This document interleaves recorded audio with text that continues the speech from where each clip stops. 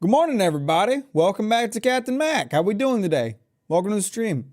Thanks for liking it on your way in. You may notice that this camera quality is objectively kind of shit and makes me look like I'm ill or something. It's because I got the good camera down here for opening cards, because that's what we're doing today. So you're going to have to forgive that the wide camera kind of looks like ass today. How's it going, Jenkins and Boogie, Ramu? Welcome to the stream. What you guys got going on? How you doing?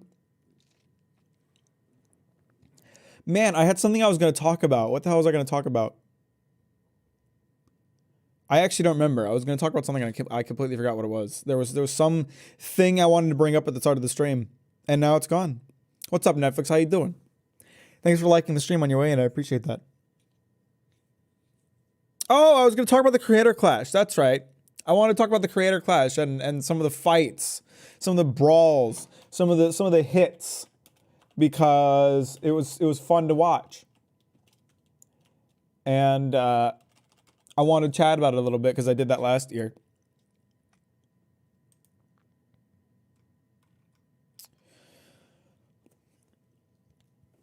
All right, so Creator Clash 2. First of all, I think Creator Clash 2 this year was better than Creator Clash 1.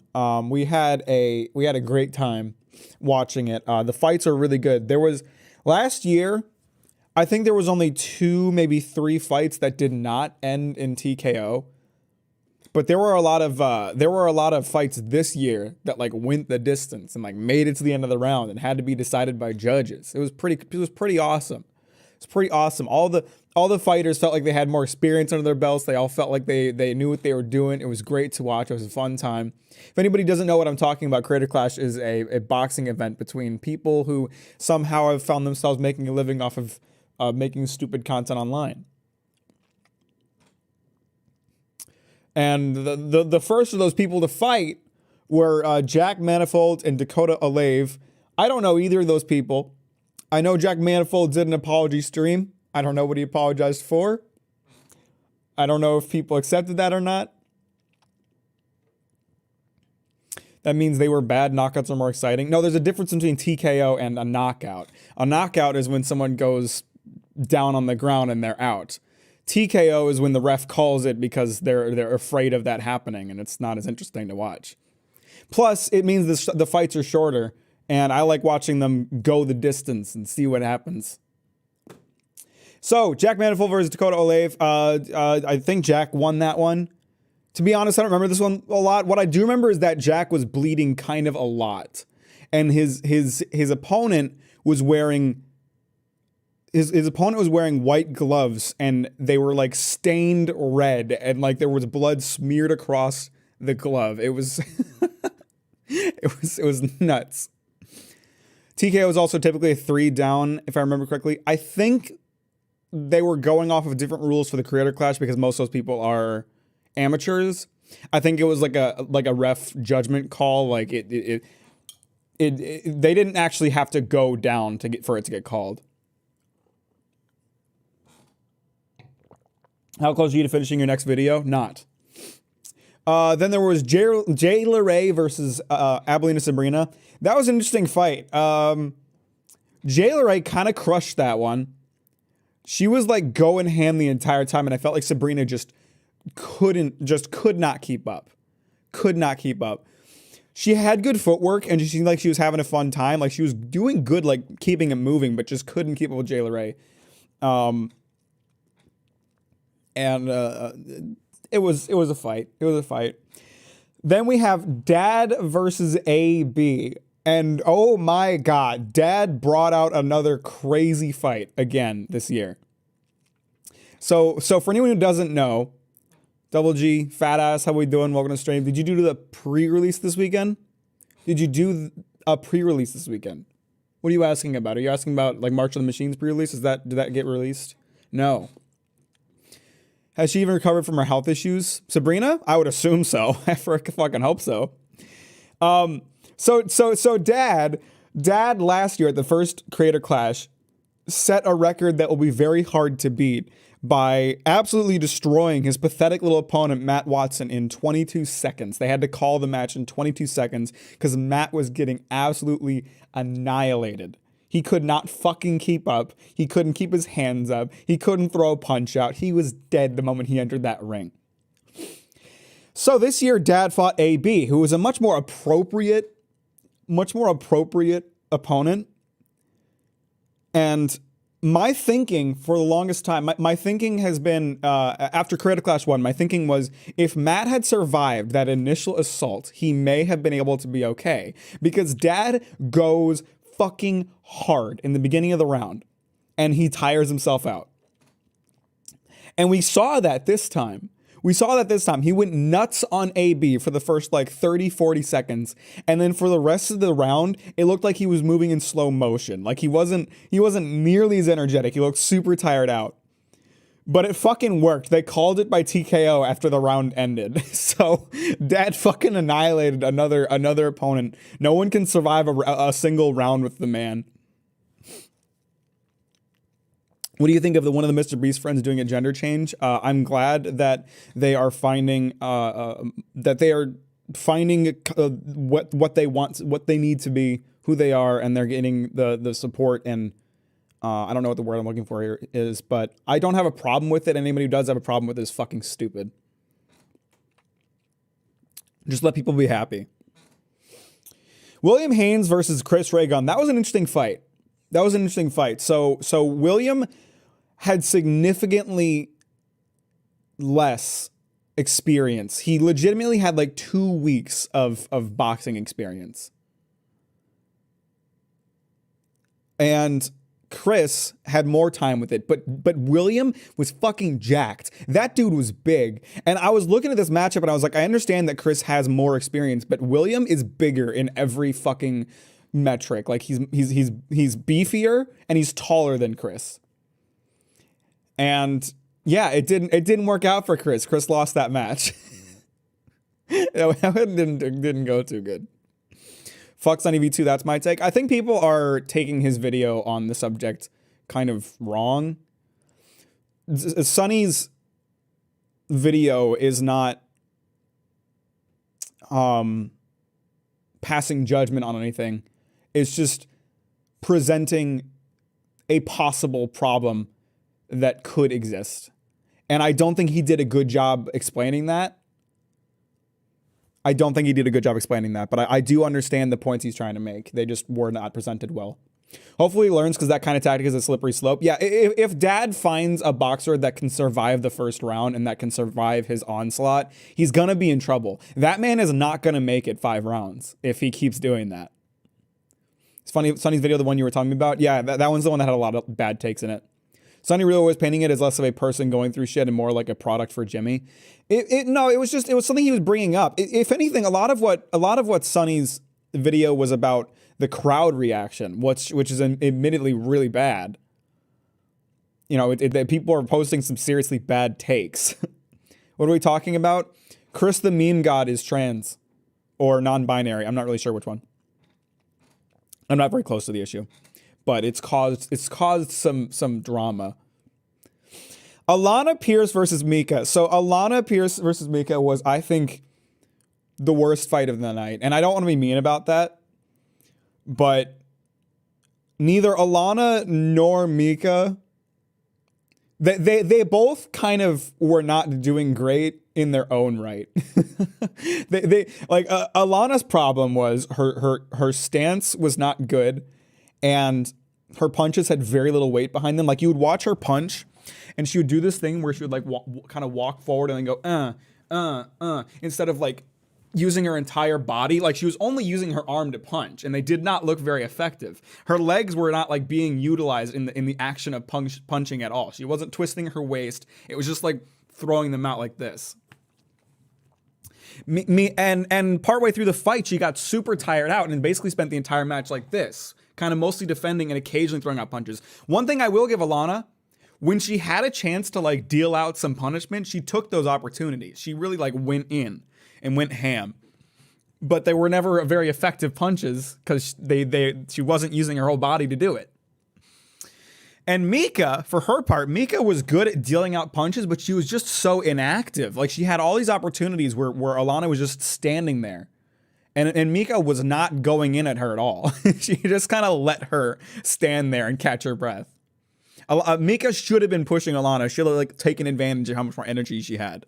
But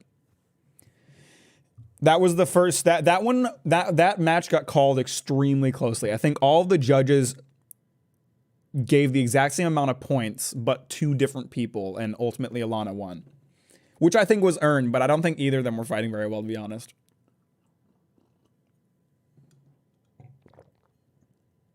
Maybe Mika was worried about a counter or something. I don't know. And you know what? I'm not a boxer, and if I got in a ring, I'd get fucking melted. So I don't really have the room to make judgment calls. But watching that fight, like compared to a lot of other fights, it felt very amateur. And obviously they are amateurs, but there were amateurs in that ring that were doing that looked a lot less amateur. Myth versus Hundar. This one was kind of disappointing for me because Hundar was one of my favorite fights last year. I don't know anything about Hundar. I don't really follow his content, but Hundar is just like he was insane. He was insane in the ring, and like he took the hits and dealt them out, and he was nuts. He was nuts last year, and then this year. He went 1 round with Myth. He got fucking laid out. He definitely blacked out for a second. Like, I don't know if you guys watched his body as he, like, fell to the ground. That dude was blacked out for a second, at least. He went limp. And then they had to call the match because he fucking popped a bicep.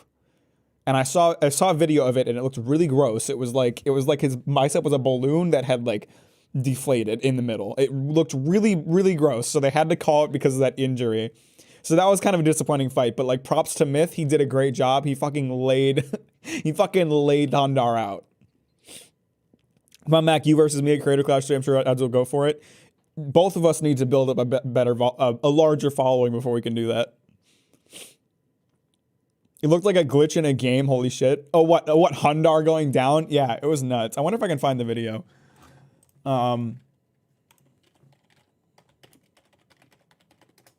I wonder if I can find a video. Here we go.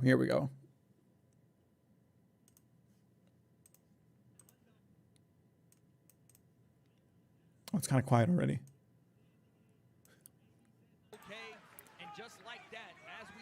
I mostly just want to see like the big hit. Oh, wait, this is AB. Shit, this is last year. My bad. I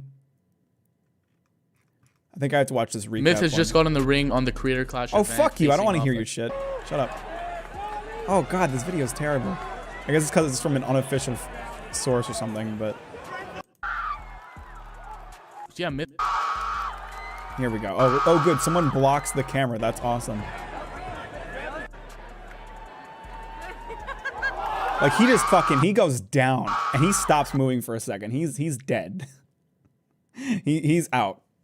So not great. Not great for Hundar. Really kind of a sad, kind of disappointing fight. But, you know, again, I couldn't fucking do it, so.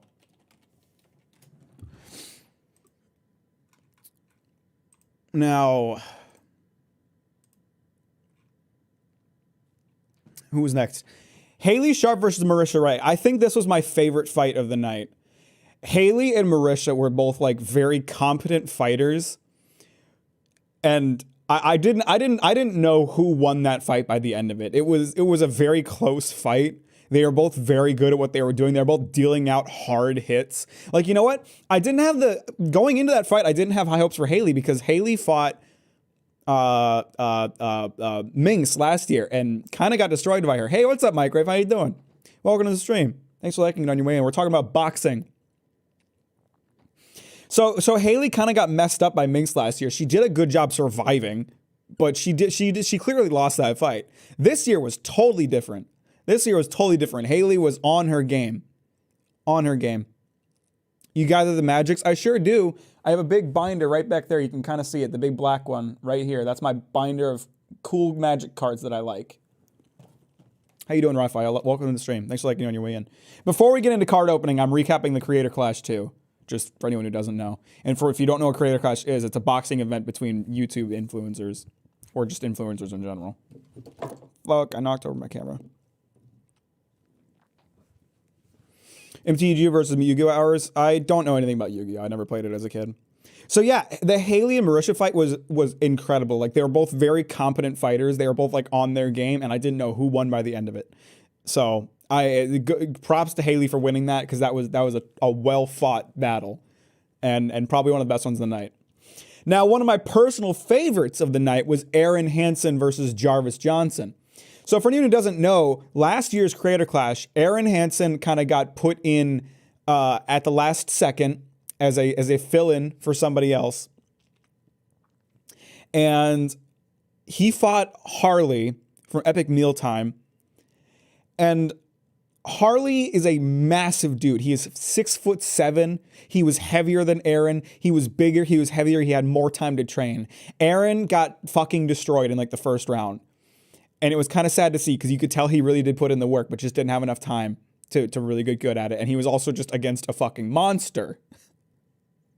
He was against a monster. So this year, I was really happy to see Aaron came back to fight Jarvis Johnson.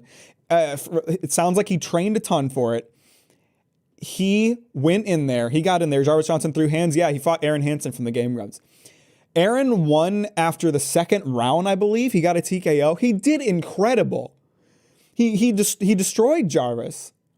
Jarvis couldn't keep up. Aaron was just on him. It was so cool to see. It was funny too, because Jarvis kind of did the dad thing, right? Jarvis went at it really hard in the beginning of the first round, and it really looked like Aaron was about to get destroyed again. But he completely wore himself out like 20 seconds into the match. So he couldn't. He spent the rest of the first round super winded. Aaron kind of didn't go at him because he was like cautious of that like attack again.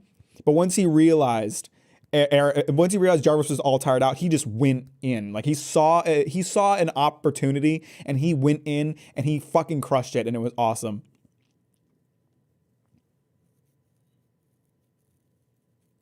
All the guys I'm aware of lost. Nice. Michelle Carre versus Andrea Botes. I had seen Andrea during chess boxing, and she was very good there. And this was a good fight too. Are we missing a fight here?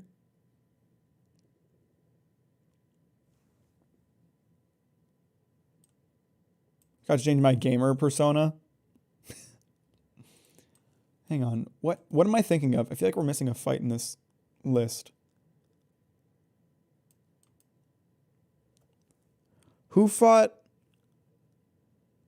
Got our own Mack at Tabletop RPG Day. Have a good stream, brother. Okay, appreciate you. Raphael is gone. Aaron channeled his hatred for Kingdom Hearts and Skyward Sword into the fight and came out with a W, mad respect. It was really cool. It was a really good fight. I was so proud of him. Like I don't really watch Game Grumps anymore. I don't really watch his content anymore, but I used to watch his stuff all the time, so I know Aaron, and it was just it felt good to see that. Anyway, Michelle Carre and Andrea Botes, that was a good fight. They were both very competent, both very good at what they were doing. To be honest, I don't remember that fight too well, so maybe there wasn't a lot of memorable moments. But I honestly don't have anything to say about that one. I think it was a good fight. I don't remember what happened, to be honest. Crank Gameplays versus Leonhardt. Unis Honest Man. That dude Leonhardt, like I don't think he knew what he was doing when he stepped into that ring. Who won? Michelle Carre. Sorry, I didn't say that. Michelle Carre won over Andrea Botes.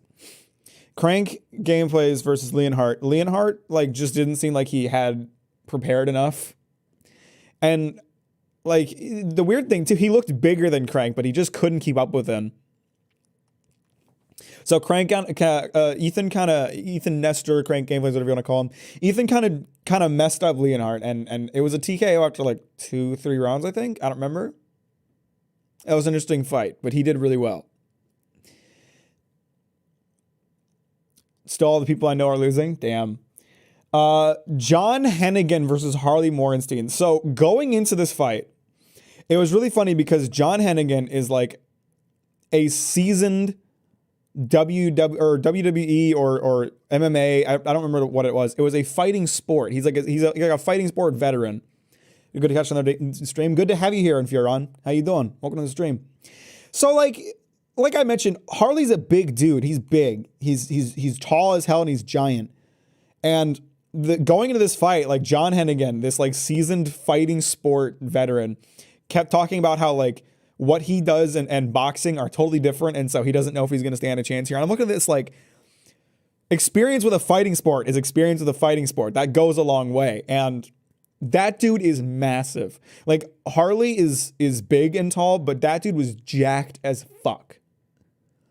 And he kind of destroyed Harley. He managed to throw Harley out of the ring. Harley fell out of the ring and onto the casters. And then he got like knocked on his ass 2 more times. Harley got messed up. And I called it going in. Like it just wasn't happening. There was no way that was gonna happen. It kind of made sense. And then the last round couldn't have happened to a nicer guy. I mean, I don't think he's gonna like have a chip on his shoulder for it. It's funny too because what happened to Harley this year was basically the opposite of what happened last year. Harley went up against Aaron, who was an opponent that he had a lot of advantages against, and he kind of destroyed Aaron. And Harley even said in like his post-fight interview, he was like, "This fight was super unfair, but he came out and did it. This guy's a legend." Then this year, Harley went up against a guy that he had like a major disadvantage against and got destroyed. It was like the complete opposite of what happened the previous year. And then the last fight of the night, Alex Wasabi versus iDubbbz. iDubbbz once again did an incredible job, like taking hits and like making it to the end of the round. Like he took so many hard hits, but just kept going. Humbling would be the word if he wasn't already so real about it. Yeah, for sure. But like, man, the problem with the iDubbbz in his boxing is he just does not throw out like good hits. Like he doesn't land good hits that much. He hits a lot of smaller hits, but he's not like smacking them in the face really hard. And like props to Alex too. It wasn't just like iDubbbz boxing that was preventing that. Alex was really good at dodging. He was really good at dodging those hits, but iDubbbz just couldn't land any good hits on him. The way Harley treated Froggy Fresh made me lose all respect for him. I don't want to comment on that situation. I don't have enough information about it. So Alex ultimately won. iDubbbz did a great job. I really hope like they kind of tried to convince him to do it at the end of the night. I really hope iDubbbz will come back for one more fight because he improved so much from the previous year, but he still just wasn't quite there. I really want to see him come back for a third time and win it because I really feel like he can. He can take the hits like crazy. He's so good at taking hits. He just needs to get better at throwing them, you know? There were so many instances in iDubbbz's fight where like Alex was against a corner and iDubbbz like could have rushed him and gotten some really good hits in without Alex being able to escape easily. And he never took advantage of those opportunities. He just let them sit. I think he was tired out. I'm sure there was a reason for it, but it really felt like he had some really good opportunities that he did not take advantage of. So I want to see iDubbbz fight again. I want to see him win one because I feel like he can. And anyway, that's my thoughts on the Creator Clash. Now, to get to the point of this live stream, I got my Grotto Beasts cards. Now, did Ian talk about semen retention in an interview? I saw a meme about it. I have no idea what you're talking about. I know there was a clip of Michael Reeves talking about how his coach told him not to nut for like 2 weeks before his fight, and he didn't listen and he regretted it. So for anyone who doesn't know what the fuck Grotto Beasts is, you'd be forgiven. It's a card game created by funny YouTube man Germa985 based on Germa985 lore. And as a big Germa985 fan, I had to get some. So I bought some Grotto Beast cards, and I'm excited to open them and get into them. What's up, Calvin? How you doing? But this is a pretty small thing. It won't take me long to open these, so I figured I would throw in at the same time. I've had for a long time this box of Magic the Gathering Unsanctioned. If you don't know Magic the Gathering cards, there are several unsets, and the unsets are cards that are funny. They are not legal in actual games. They have really stupid rules. They're really goofy. They're really funny. I've had this box for like literally 2 years waiting to be opened. So I figured I'd throw this in here and open these too. That's a big unbox. It's full of like game mats and two-sided die. Like this one's much more for like they want you to play with a friend. But unboxing and unbox, sure I am. So I'm actually gonna start with the unsanctioned box because why not save the best for last? We'll get into the Grotto Beast later. And there aren't actually a lot of new cards in this unsanctioned box. Unsanctioned was not a set. It's a collection of several other unboxes. There's Germa lore, what the hell? Germa lore goes deep, let me tell you. Let me pull up the Germa lore wiki. This is a real website that actually exists, I promise you that. Hang on, I know you guys can't see me, there we go. No, I shrank the wrong window. Hang on a second.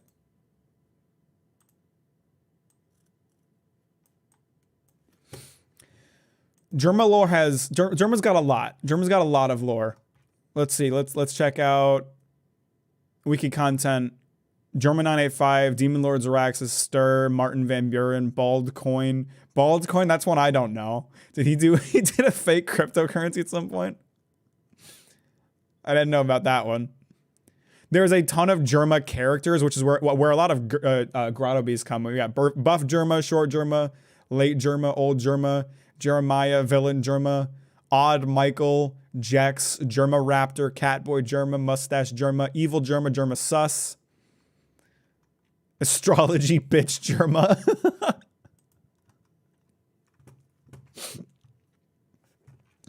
There's a lot. There's a lot of Germa lore. Shitty characters.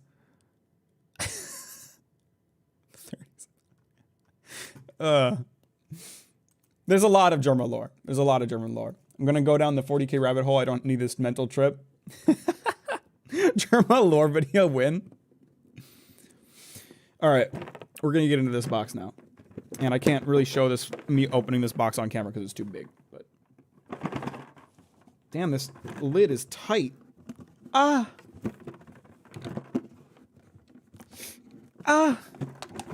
Open up, Daddy. There we go. Oh, you know what? This box is kind of deceptively large because look how much fucking empty space there is here. Wowee. I dropped a die. There it is. Saw your Vinland Saga video the other day, Masterpiece. I'm really glad you liked it. That makes me really happy. I'm very pleased by that. All right. Let's get into these cards. So we've got several packs. These are miniature decks of cards coming from several different sets. We have those to jump into. I'm imagining there's lands in there too. There's either this is a rule book or a playmat. Rule book, I think. Are these all lands? I thought this came with some boosters, didn't it? Guess not, damn. These are fucking lands. No one cares about lands. They have really pretty art, but no one cares about lands. We do have some foil lands. Maybe I should pop those open and take a look, but... Acorn Stash? Okay, let's pop this open and take a look real quick. Any idea what your next video is going to be about? Right now, I'm writing a script about Demon Slayer and why I hate it.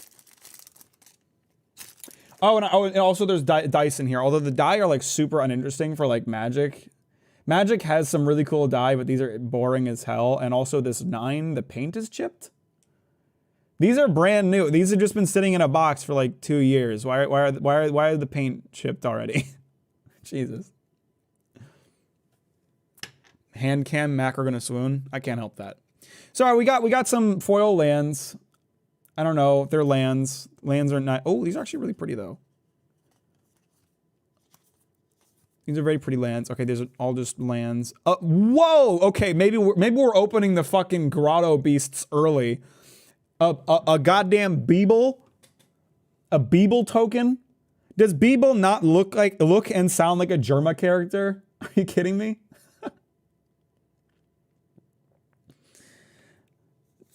Okay, we got a few Beebles. We got a lot of Beebles. There's a goddamn army of Beeble. It's an infestation.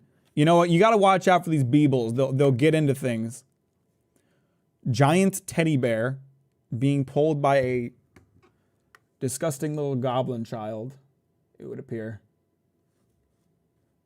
Wasn't there a video game that's like a teddy bear shooter, and you play like a alcoholic teddy bear? Does anybody remember the name of that game? These are all tokens. Oh, they have creatures on the other side too. It's a goblin token on the other side. What are the beebles? What are the beebles on the other side? Squirrels. Okay. Oh, by the way, just as a little announcement, Vinland Saga video finally surpassed the Chainsaw Man video in views by just 100 views at this time, but it finally did it, and it's gonna hit 200,000 views very soon, and I'm very happy about that. I'm very excited. So thank you everybody for the support on that, and thank you for all your hard work watching it over and over. I appreciate that. I'm so glad you guys could watch the video 50,000 times each. Okay, so the tokens are different on the other side. We got some dragon tokens, squirrels, a lot of fucking squirrels, and some goblins, and an acorn stash, which I'm assuming is related to the squirrel cards. Other than that, like, these are just regular lands. They are pretty. The art on these lands is really pretty. He's grown the channel a little bit. It's getting there. I think I should hit 20,000 subscribers before the Vinland Saga video loses steam. Those doggone squirrels, my friend, wrecked me with a squirrel deck. I'm not surprised. I have a friend who like gets way into Magic and like builds decks that are just kind of fucked up and will ruin your day. Watching the video that was hard the first 300 times, but it got better. I'm really glad that the quality started to go up with more rewatches. All right, so I'll repeat for anyone who didn't hear me talk about this before. This set of Magic cards are essentially joke cards. These cards will have goofy ass rules, and you can tell by the silver border they are not tournament legal because they are goofy as hell. Also, this card is really pretty. Have the fun of watching videos of the green screen cutout of you dancing. I'm thinking I need to learn some new dances and get some more dances for the copyright boys. Blast from the Past. Madness, Cycling, Kicker, Flashback, Buyback. Those are all effects. Blast from the Past deals 2 damage to any target if the spell was kicked. Create a 1/1 red goblin token. Don't know what that means, to be honest. It shows the O app is literally the Wii Vote channel from 15 years ago. I do not remember what it is. Anyone watching Hell's Paradise? I am not. Boom Stacker. My man Boom Stacker's out here. We got Boom Stacker this time. As Boom Stacker enters the battlefield, and whenever it attacks, stack 2 die on top of it. All die must be stacked vertically, one on top of another. Boom Stacker gets +1/+1 for each die in its stack. Boom Stacker attacks each combative able. When the stack falls, sacrifice Boom Stacker. So that's what I'm talking about. This is some goofy shit. You play this card on the field and stack die on top of it. And if the die fall down, Boom Stacker dies. So the fucking meta strat of your opponent would be to like shake the table and hope that it falls over. Goofy shit. Boot up Fortnite. Surprised you don't have 50,000 by now? People are sleeping on me. Okay, this card is burning itself. Oh, it's a card within a card. Are you seeing that? The title keeps going back.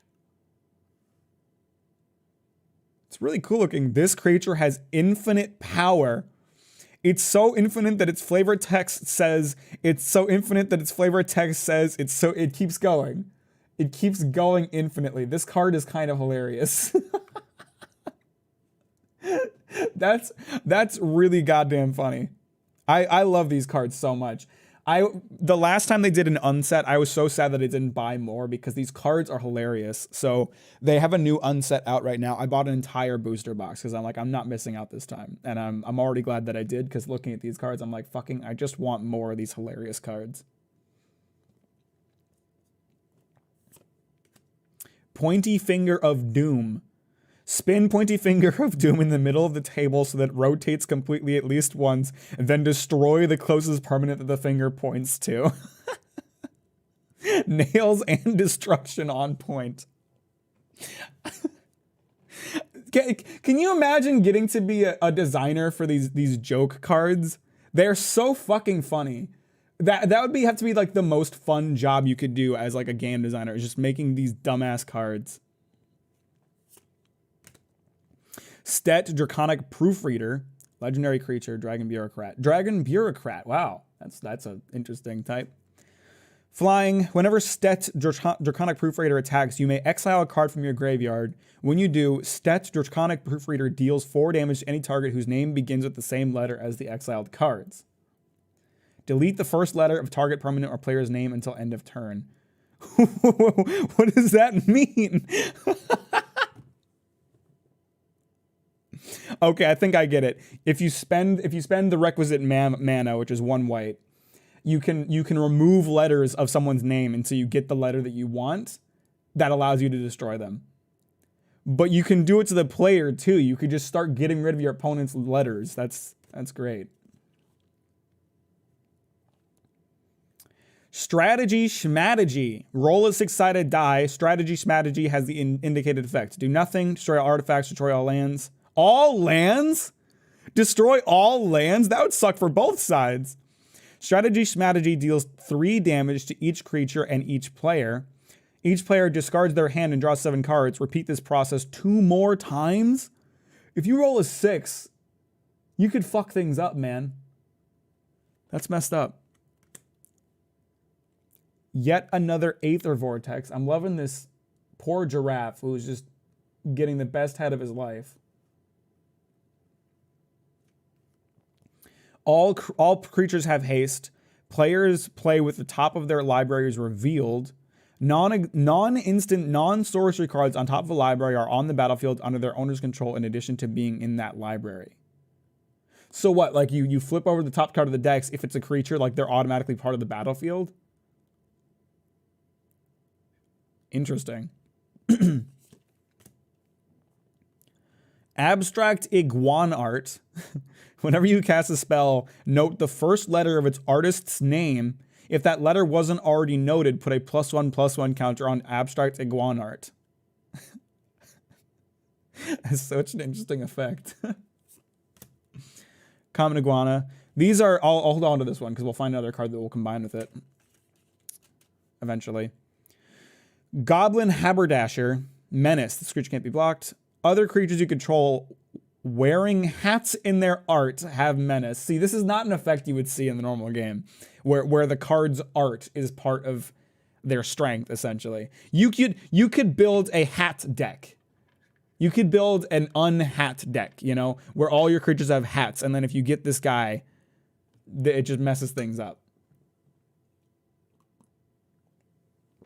This is every TF2 player. Goblins collecting the hordes of hats all over their heads. Goblin SWAT team.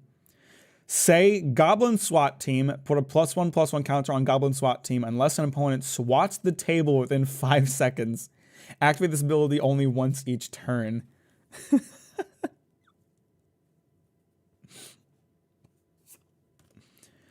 Goblin Tutor.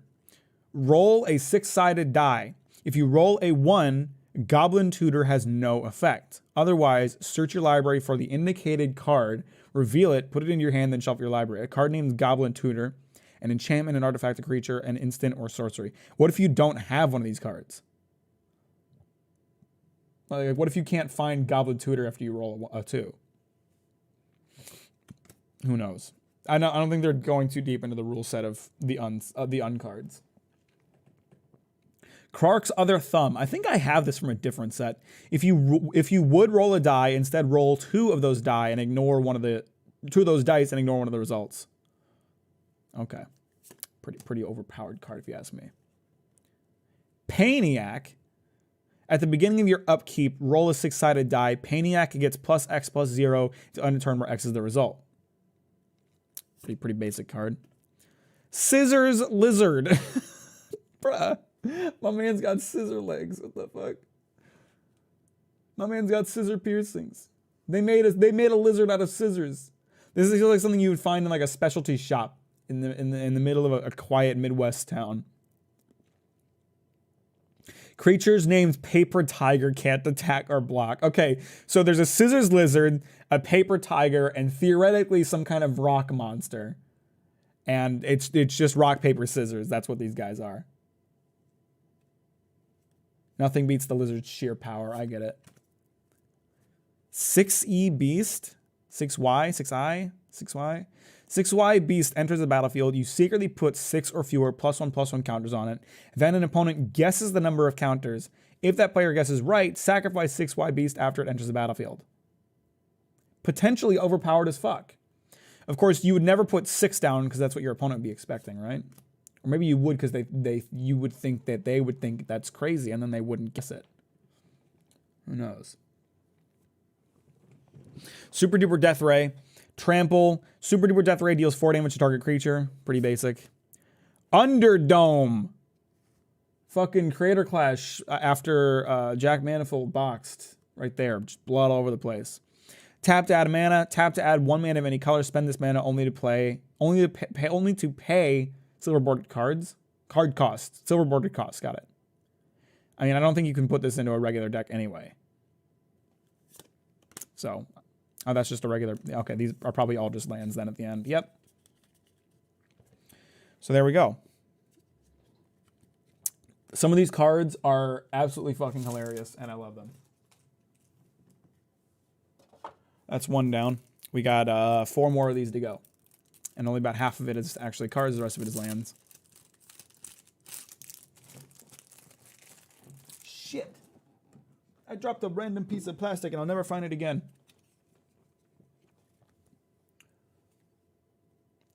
Bingo! My man's got flies on his goddamn card. Can you get off the goddamn text, you fucking fly? Hey, focus up. Damn, boy. Someone call that goblin SWAT team from earlier. Whenever a player casts a spell, put a chip counter. I don't know why I thought it said bingo. Whenever a player casts a spell, put a chip counter on its converted mana cost. Bingo gets +9/+9 for each set of 3 numbers in a row with chip counters on them. That's potentially really fucked up. You would want to kill this thing fast. Old Fogey. This is an older card. Phasing, cumulative upkeep, echo, fading 3, bands with other dinosaurs, protection from homorids, snow-covered planewalkers, flanking rampage 2. That's got a lot of effects that I don't necessarily know the meaning of. These kids today with their collector numbers and their newfangled tap symbol, 20 black lotuses and 20 plague rats. Now that's real magic. That's an extremely meta and kind of fucking hilarious joke. Holy shit. For anyone who doesn't know, Black Lotus is like the most expensive magic card in existence. Pippa, Duchess of Dice. Roll a 6-sided die. It becomes a green die creature token with power and toughness, each equal to its results. Reroll any die. Okay. So you can just keep trying to make a good creature. Squirrel Farm! Damn, this motherfucker got squirrels! Reveal a card in your hand covering the artist credit. Target opponent guesses the artist. If they guess wrong, create a 1/1 green squirrel creature token. How would you ever be able to guess that? There's so many fucking artists for these cards. Jesus, that's fucked up. You'd have to be like a hyper sweat Magic player to be able to do that. Surgeon General Commander. Surgeon Commander. Oh, this one's a mythic rare. Whenever you augment, enchant, or mutate a creature you control, draw a card. Hey, what's up, Bill? How you doing? Welcome to the stream. Thanks for liking on your way in. We're going through some Magic the Gathering joke cards before we get into the Grotto Beasts. Timmy, Power Gamer. Power Gamer. This is me. This dude is me. He's just like me, for real, for real. He's a Power Gamer. Legendary creature, human gamer. He's playing fucking Magic, dude. He's got Magic cards in his hands.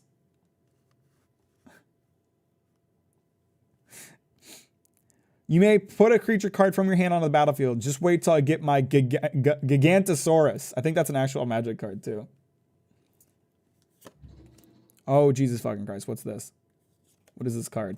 Do you just choose which of these 5 cards you want to have in effect? Who, what, when, where, and why. Destroy target enchantment, target land, spell. Target player gains X life, destroy target artifact. I think when you play this card, you just decide which card you want it to be. I do not know. This is fucking awesome. Bronze Calendar. Spells you cast cost 1 less to cast. You must speak in a voice other than your normal voice. When you speak in your normal voice, sacrifice Bronze Calendar. Do a voice or lose this card, motherfucker.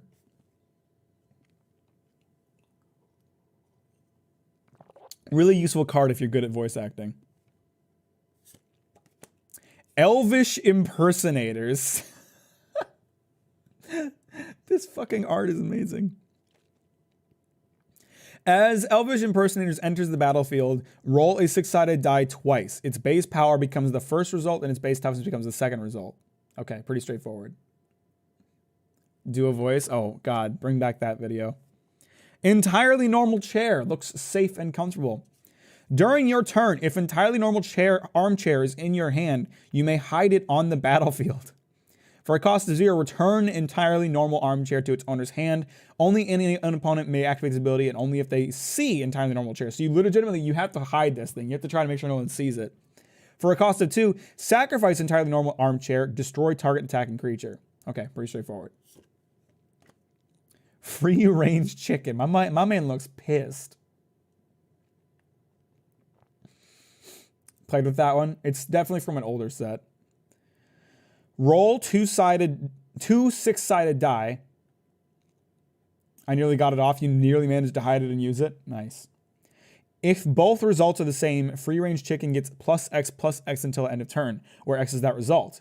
If the total of those results is equal to any other total you have rolled this turn for this ability, sacrifice it. For example, if you roll 2 3s, it gets +3/+3. If you roll 4 and a 2 for this ability later, that turn, sacrifice it. Interesting effect. Growth Spurt. My man is breaking out of the card. He's escaping. He's entering into our reality. Roll a 6-sided die. Oh, wow, the font is larger too. Stop. Don't look at it. Don't look at it. Don't look at it.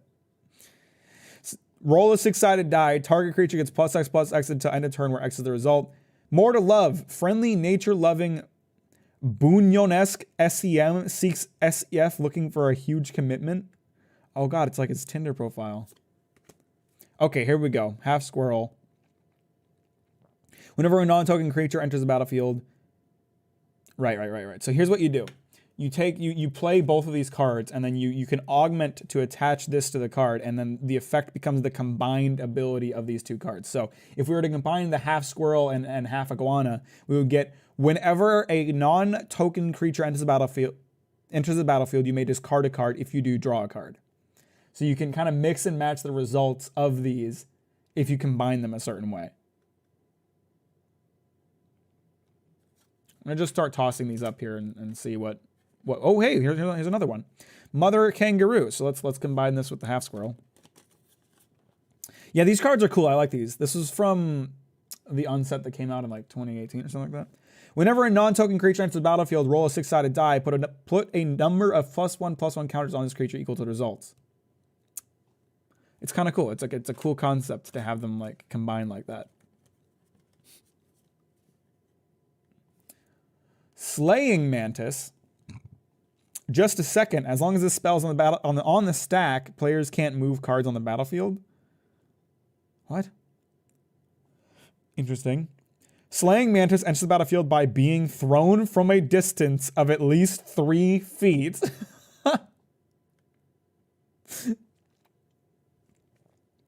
When Slaying Mantis enters the battlefield, it fights each creature an opponent controls that it touched as it entered. That's such a fucking great effect. You just gotta fucking chuck this motherfucker down and hope it hits a lot of cards. So it makes me realize how much border there is. Oh, you mean this overboard? It's pretty thick.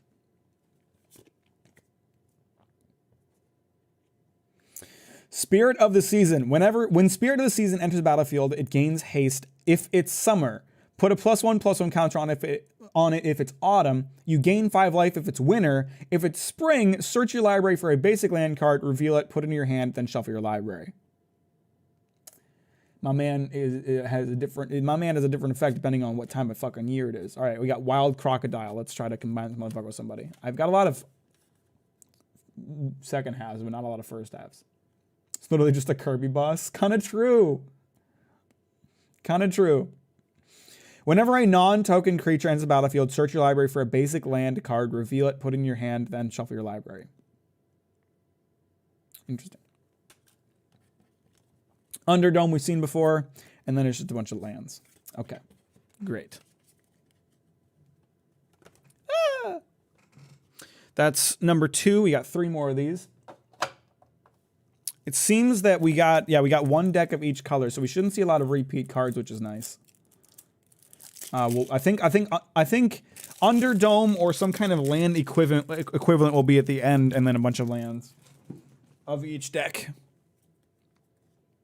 That was so many forests. Well, it's a 30-card deck, so I think it's like half the deck is lands, which makes sense. In like a 60-card deck, you want it to be like 1/3.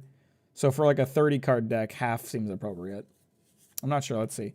1, 2, 3, 4, 5, 6, 7, 8, 9, 10, 11, 12. Combine that with the Underdome, and it's got 13 lands. Yeah, you get like mini decks. So they were trying. I think the idea was they were trying to get people to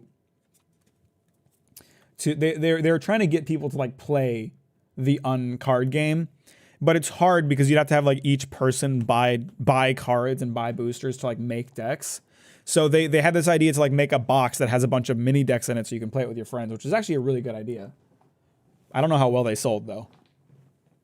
But I'm just glad they exist because I can get some of the older uncards because they reused cards from other sets. A Cornelia, Fashionable Filcher. Squirrel card, someone ring the squirrel alarm.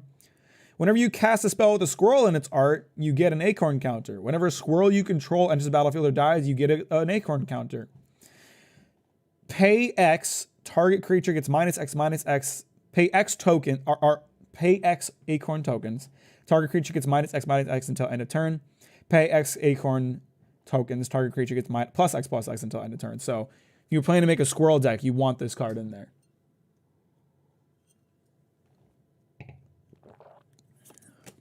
Enter the Dungeon.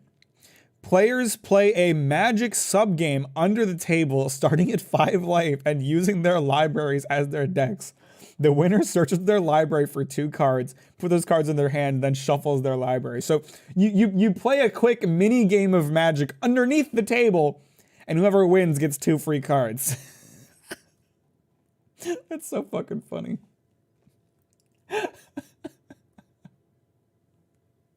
Is there a Floppa deck? I really don't think so. Infernal Spawn of Evil. It is a beast card. It is not a demon card. It is a beast card. Infernal Spawn of Evil. This dude costs 3 black and 6 any color. This dude costs 9 mana. He's a 7/7. Flying, first strike, reveal Infernal Spawn of Evil from your hand, say, it's coming. Oh lord, he coming. Infernal Spawn of Evil deals 1 damage to target opponent or planeswalker. Activate this ability only during your upkeep and only once each turn.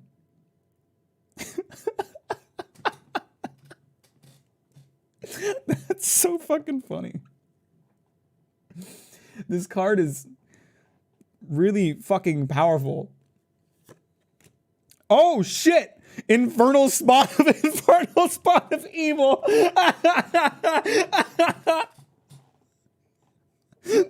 Demon Child. Wait, this one isn't a beast. This one is a demon.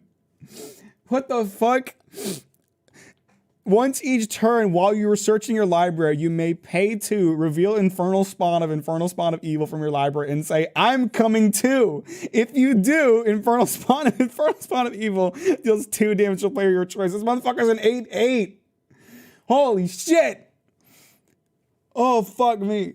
That's so fucking funny. I'm coming too. That's so fucking funny. Holy shit. Oh. It's not a sex joke. He's a kid, dude. It's a kid. It's a child. What is wrong with you? That's so goddamn funny. I love that they set this up so you would pull Infernal Spawn of Evil, and then Infernal Spawn of Evil is right after that. That is so goddamn funny.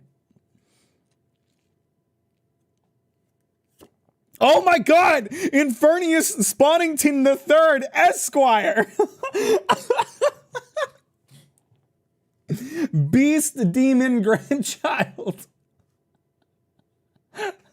It just keeps going. When Infernius Spawnington III Esquire enters the battlefield, you may say, I'm here. If you do, it deals 3 damage to target player. Oh, fuck me. So, it's coming. I'm coming too. I'm here. That might be a sex joke. That might be a sex joke. Holy fuck. Holy fuck. Do you think there's gonna be another one? Oh god, I hope there's another one. Kami comes in 3s though, so this might be it. Ah, it is. It is. That is so fucking hilarious. God fucking damn it.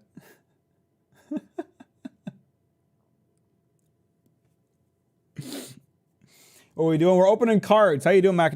Welcome to the stream. Thanks for liking it on your way in. I appreciate that.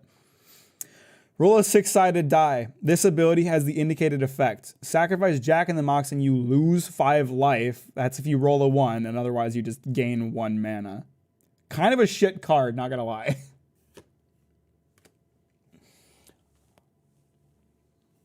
Okay, we finally got another half card. So now if we combine this with something else, let's do Mother Kangaroo. Is this the joke booster? Yes, it is. These are all joke cards. At the beginning of each end step, if an opponent lost 3 or more life this turn, roll a 6-sided die, put a number plus on most counters on this creature equal to the results. I like these half cards. To be honest, I feel like they could implement them into actual Magic, but they just haven't. They're not even joke cards. They're just like, they've got an effect that doesn't happen in other cards. Booster Tutor! My man's yanking a booster off the shelf. That is some old card art too. That's like a 2002 booster pack. My man's in a card shop and everything. Open a sealed, oh my god, open a sealed Magic booster pack, reveal the cards and put one of them into your hand.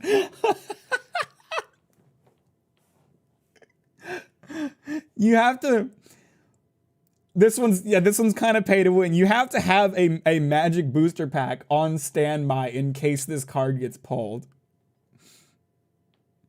This is just tricking you into buying more cards.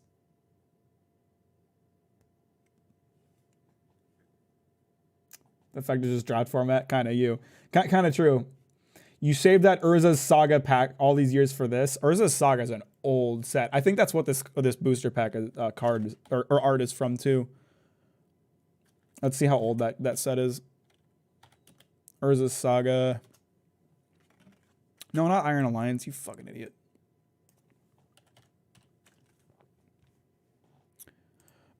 Urza's Saga. What year is it from? 1998. That's an old ass set. That's an old ass set, bro. That is as old as I am. Seeing an AVU booster gets open on this effect was wild. An AVU booster? I'm not sure what you're talking about. Looking at me ain't buying that. True. I like to imagine some guy with a first edition MTG just to use it. I'm gonna have to crack open my Strixhaven Japanese exclusive booster packs that I've been saving. Alpha Beta Unlimited, the first boosters. Oh, that would be fucking hilarious. Oh, we got a dirty rat. Bat Rat, we get at the beginning of each end step, if an opponent lost 3 or more life this turn, target opponent discards a card. Oh, this motherfucker's got a goddamn post-it note on him. Duh. It's an instant. Destroy target creature with reminder text.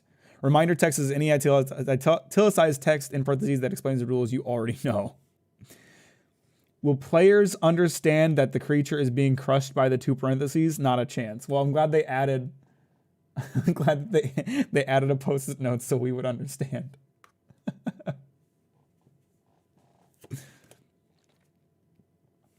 Hoisted Hireling. Hoisted Hireling has flying as long as it's being held above the battlefield. So you gotta fucking lift this motherfucker up every time you attack.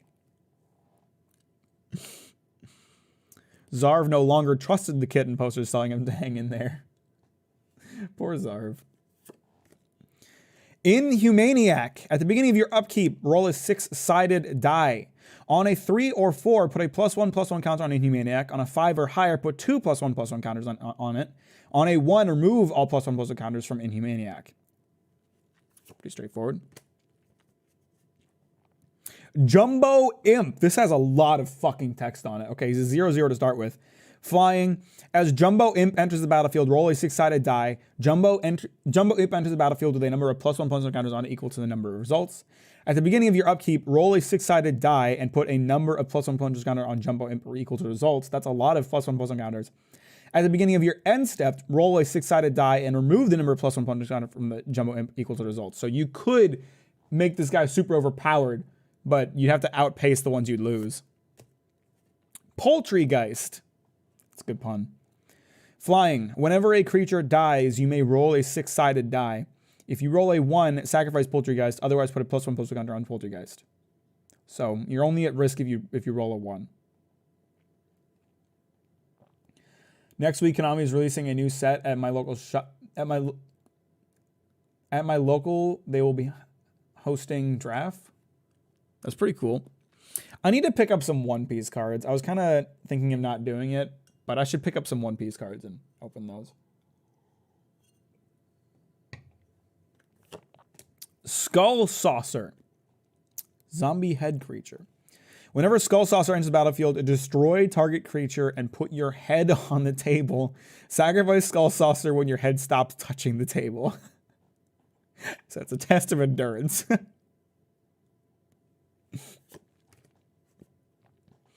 Snickering Squirrel. We got another squirrel card.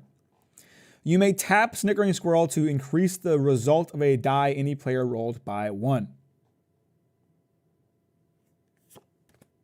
Stinging Scorpion. Let's combine that with our Bat Scorpion.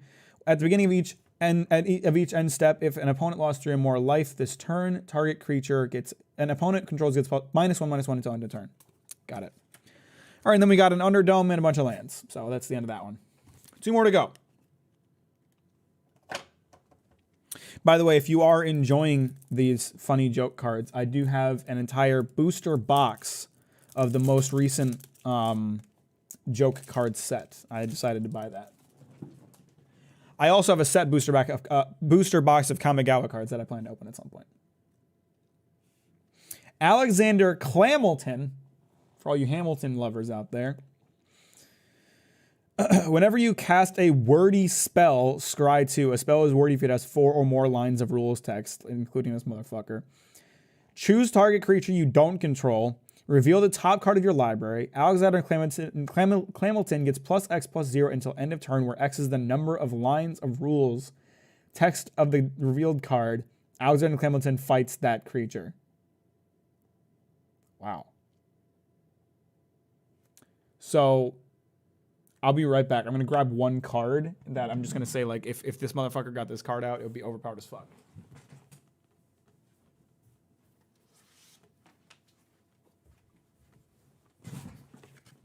If that was a Yu-Gi-Oh card, that would be BS. There's one card I have from a different joke card set. Here, this one. The Grand Calcutron. So this card basically makes the game a different game. But as you can see, it's got 1, 2, 3, 4, 5, 6, 7, 8, 9, 10 lines of text. It's a long goddamn card. So if you got this motherfucker out at the same time as Alexander Clamilton, someone's in trouble.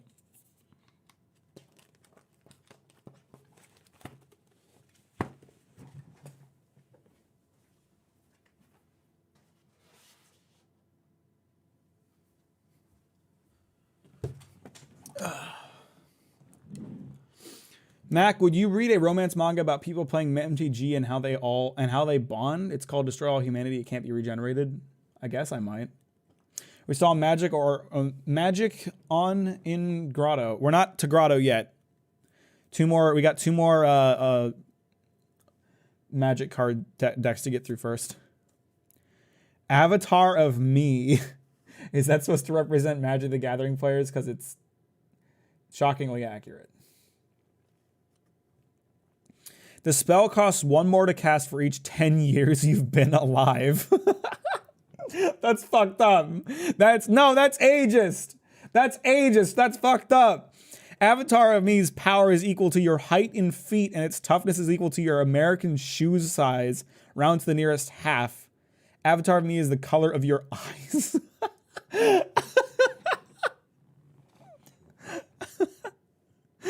Okay. So let's see. Mine would be a 6'10". No, actually 6'11", because I work 10 and a halves. Wait, do you round up or down? In any case, mine would be pretty strong. It also costs 2 more mana. In Yu-Gi-Oh, you could combo this card with literally any odd card and it would be the game. You're talking about the card lines one. Unsets don't round. I guess it does say round to the nearest half. So yeah, I'd be a 6'10" and a half. Man. Oh, Jesus Christ. Oh, it's the Beebles! Oh my god, the Beebles is a Planeswalker! We got the Beebles Planeswalker, boys! Let's fucking go! Bevy of Beebles. This is awesome. I'm so glad I have this. As Bob, Bevy of Beebles enters the battlefield, create 4 1/1 blue Beeble creature tokens. The number of loyalty counters on Bob is equal to the number of Beebles you control. Create or sacrifice Beebles whenever Bob gains or loses loyalty. Up to X target Beebles can't be blocked this turn, where X is the number of cards in your hand. -1, draw a card. That's fucking awesome. I'm so glad I got the Beebles card. Let's fucking go. Chicken a la King. Whenever a 6 is rolled on a 6-sided die, you put a +1/+1 counter on each bird. On each bird. Tap an untapped bird you control, roll a 6-sided die. Like now.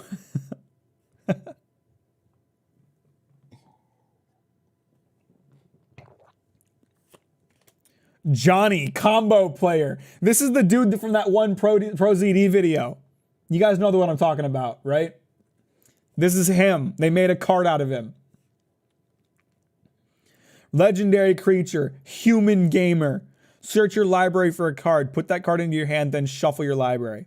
Just wait till I get my Clark Clan Ironworks, Genesis Chamber, and Grinding Station. Oh yeah, and a second Maya Retriever. He's literally the guy from that video. He's literally the guy from that skit. It's him. Richard Garfield, PhD. Hang on, who the fuck is Richard Garfield? Is he one of the Magic the Gathering designers? I fucking swear. Richard Garfield, American mathematician. Garfield created Magic the Gathering. Yep. Okay. We have the creator Magic the Gathering, the card.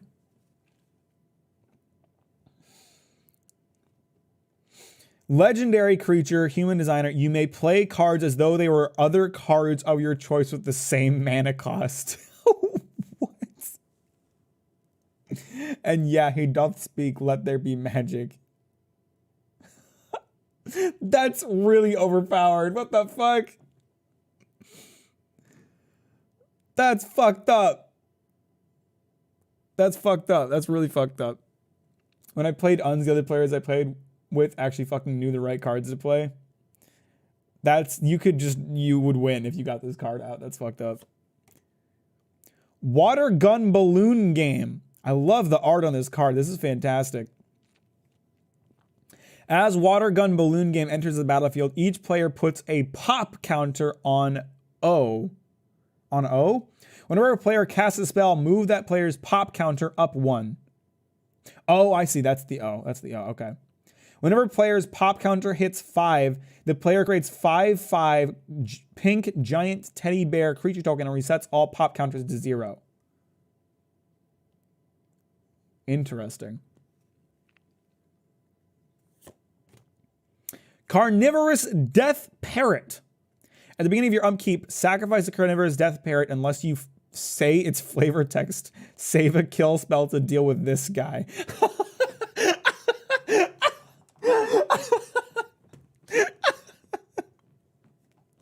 That's so fucking funny. God, I fucking love these cards. Oh, Jesus Christ. Cheaty Face.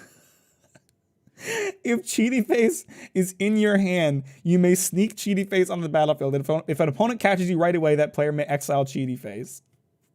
What the fuck? Oh my god, he's stealing his own mana cost. He stole his own mana cost out of the card. Jesus Christ.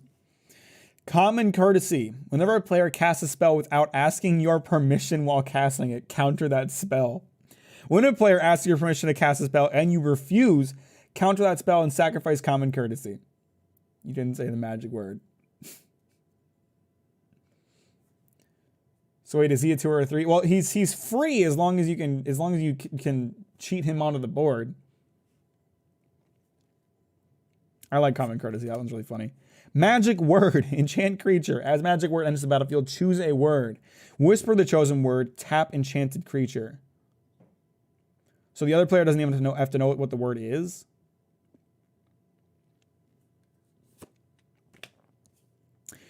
Merman. All right, let's combine this with something. At the beginning of each end step, if an opponent lost 3 or more life this turn, you may draw a card. Okay, pretty straightforward. Sorry, I'm just keeping these like half cards up here so I can, see what their effect would be. I guess I don't really need to. You guys get it. Rings a Bell. As Rings a Bell enters the battlefield, choose a word with 4 or more letters. After you say the chosen word for the first time, each turn, an opponent may ring or imitate a bell within 5 seconds. When no opponent does, draw a card. Okay, interesting. Rock Lobster. Creatures named Scissor Lizards can't attack her. There it is. We found the rock guy. We got Scissor Lizard earlier. Now we have Rock Lobster. Somewhere in here is Paper Tiger. And with that, we complete the rock, paper, scissors game.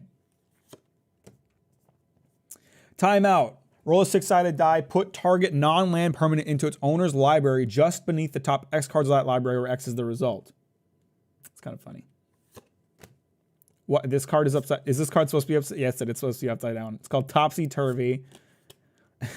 That's so. I love that they put this card in here upside down. That's so fucking cool. They could have just left it, and it still would have worked.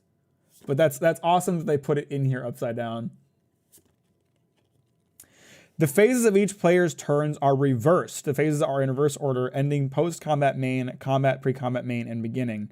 As long as there are more than 2 players in the game, the turn order is reversed. That would be so fucking confusing. Holy shit.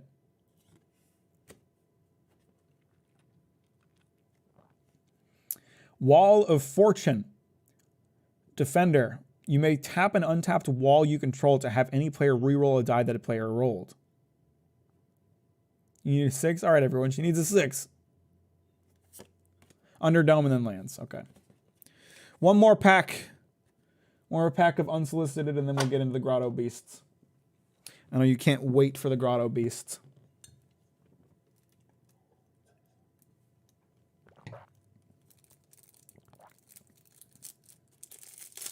I can't wait either.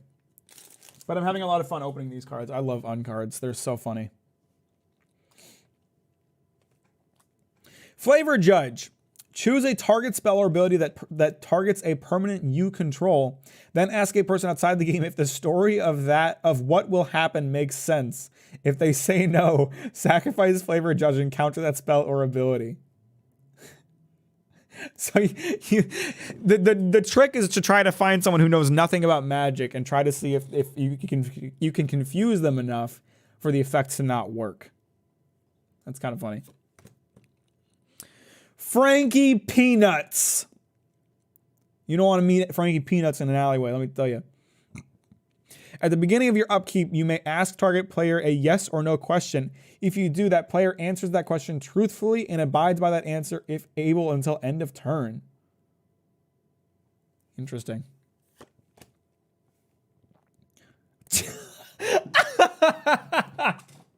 This is an incomplete card.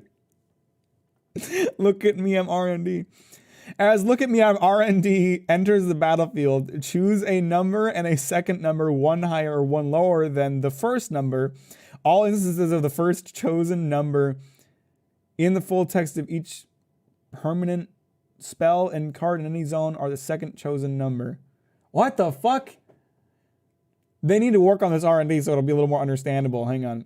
As Look at Me, I'm RND comes into play, choose a number and a second number, one higher than or one lower than that number. All instances of first chosen number on permanent spells and cards in any zone are the second chosen number. Okay, I understand now. I get it.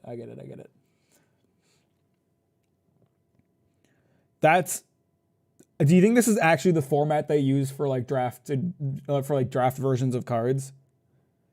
Because like, I mean, it's hilarious either way, but it's even funnier if this is actually what it looks like. That's really cool. I like that one a lot. Look. We got another one. Look at me, I'm the DCI. Ban a card other than a basic land card for the rest of the match. All cards with that name in any zone or sideboard are removed from the match. Few understand the DCI's rigorous decision-making process. I'm assuming DCI has something to do with like the official governing body for tournaments. I don't know what that stands for. Oh. Staying power until end of turn and this turn effects don't end. That's fucked up.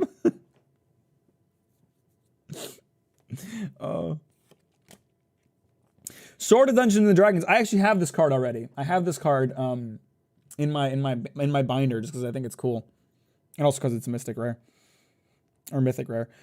Equipped creature gets +2/+2 and has protection from rogues and from clerics. Whenever equipped creature deals combat damage to a player, create a 4/4 gold dragon creature token with flying and roll a d20.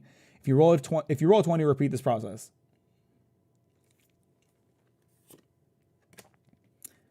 Circadian Night Owl. Can you show your collection or decks? I could show them later. After the Grotto Beast. Night Lifelink. Damage dealt by knights you control also cause you to gain that much life. That's very specific. It's a variation of the lifelink effect. Circadian Night Owl. So just so we're clear, it's parodying the word circadian, which refers to like sleep rhythms. Circadian Night Owl gains vigilance until end of turn. Activate this ability only from sunrise to sunset. Circadian Night Owl gains flying until end of turn. Activate this ability only from sunset to sunrise. So depending on the time of the day you're playing, you can change the effects of this card. DCI is Duelist Convocation International. Yeah, sounds like a governing body. Adorable kitten. Roll a 6-sided die. You gain life equal to the results. How cute. AWOL. My man left the card. My man's not in the card anymore. He's gone. Where did he go? Exile target attacking creature, then remove it from the game, then put it into the absolutely removed from the freaking game forever zone. That's fucked up. You can just delete somebody. That's messed up. MC. I love the ropes for the ring coming outside of the art here. Whenever another creature enters the battlefield, you may stand up and say in a deep, booming voice, "Presenting," and that creature's name. If you do, put a +1/+1 counter on that creature. This is the Germa Rumble card. Go to jail. When go to jail enters the battlefield, exile target creature and opponent controls until go to jail leaves the battlefield. At the beginning of the upkeep of the exiled card's owner, that player rolls two 6-sided dice. If they roll doubles, sacrifice, go to jail. Okay, pretty straightforward. Whenever you attack with 2 more creatures, okay. Knight of the Hokey Pokey. God damn it, I knew it. I could tell right away. I just looked down at the card text.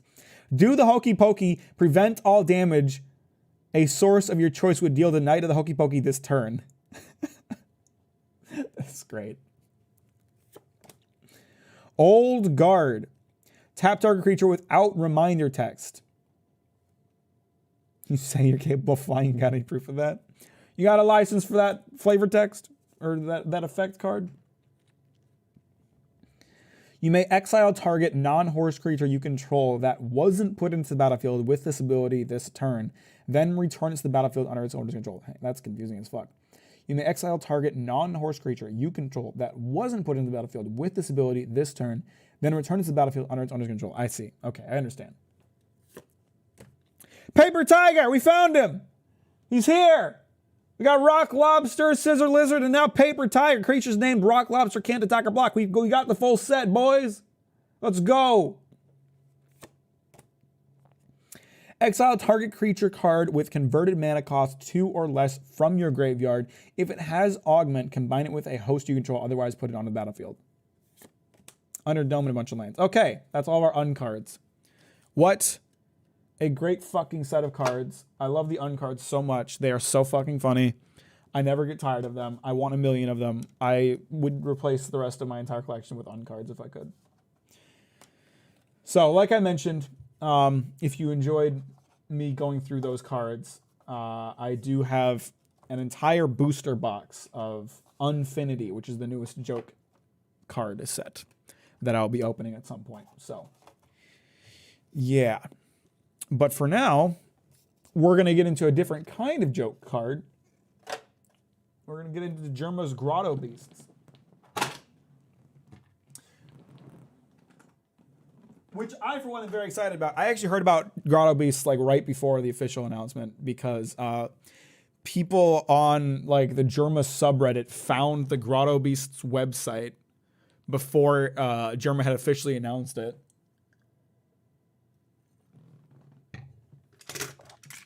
And I bought a box. And we're gonna get it, we're gonna dig into it.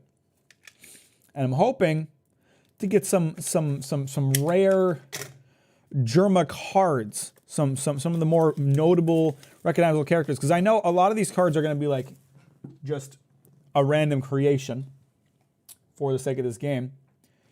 And a lot of cards are gonna be based on Germa lore, and I want some of the Germa lore cards, obviously. So we got the official rule book in case I ever plan on actually playing this. Okay, now we have, it looks like we have 2 different play mats. Let's take a look at these.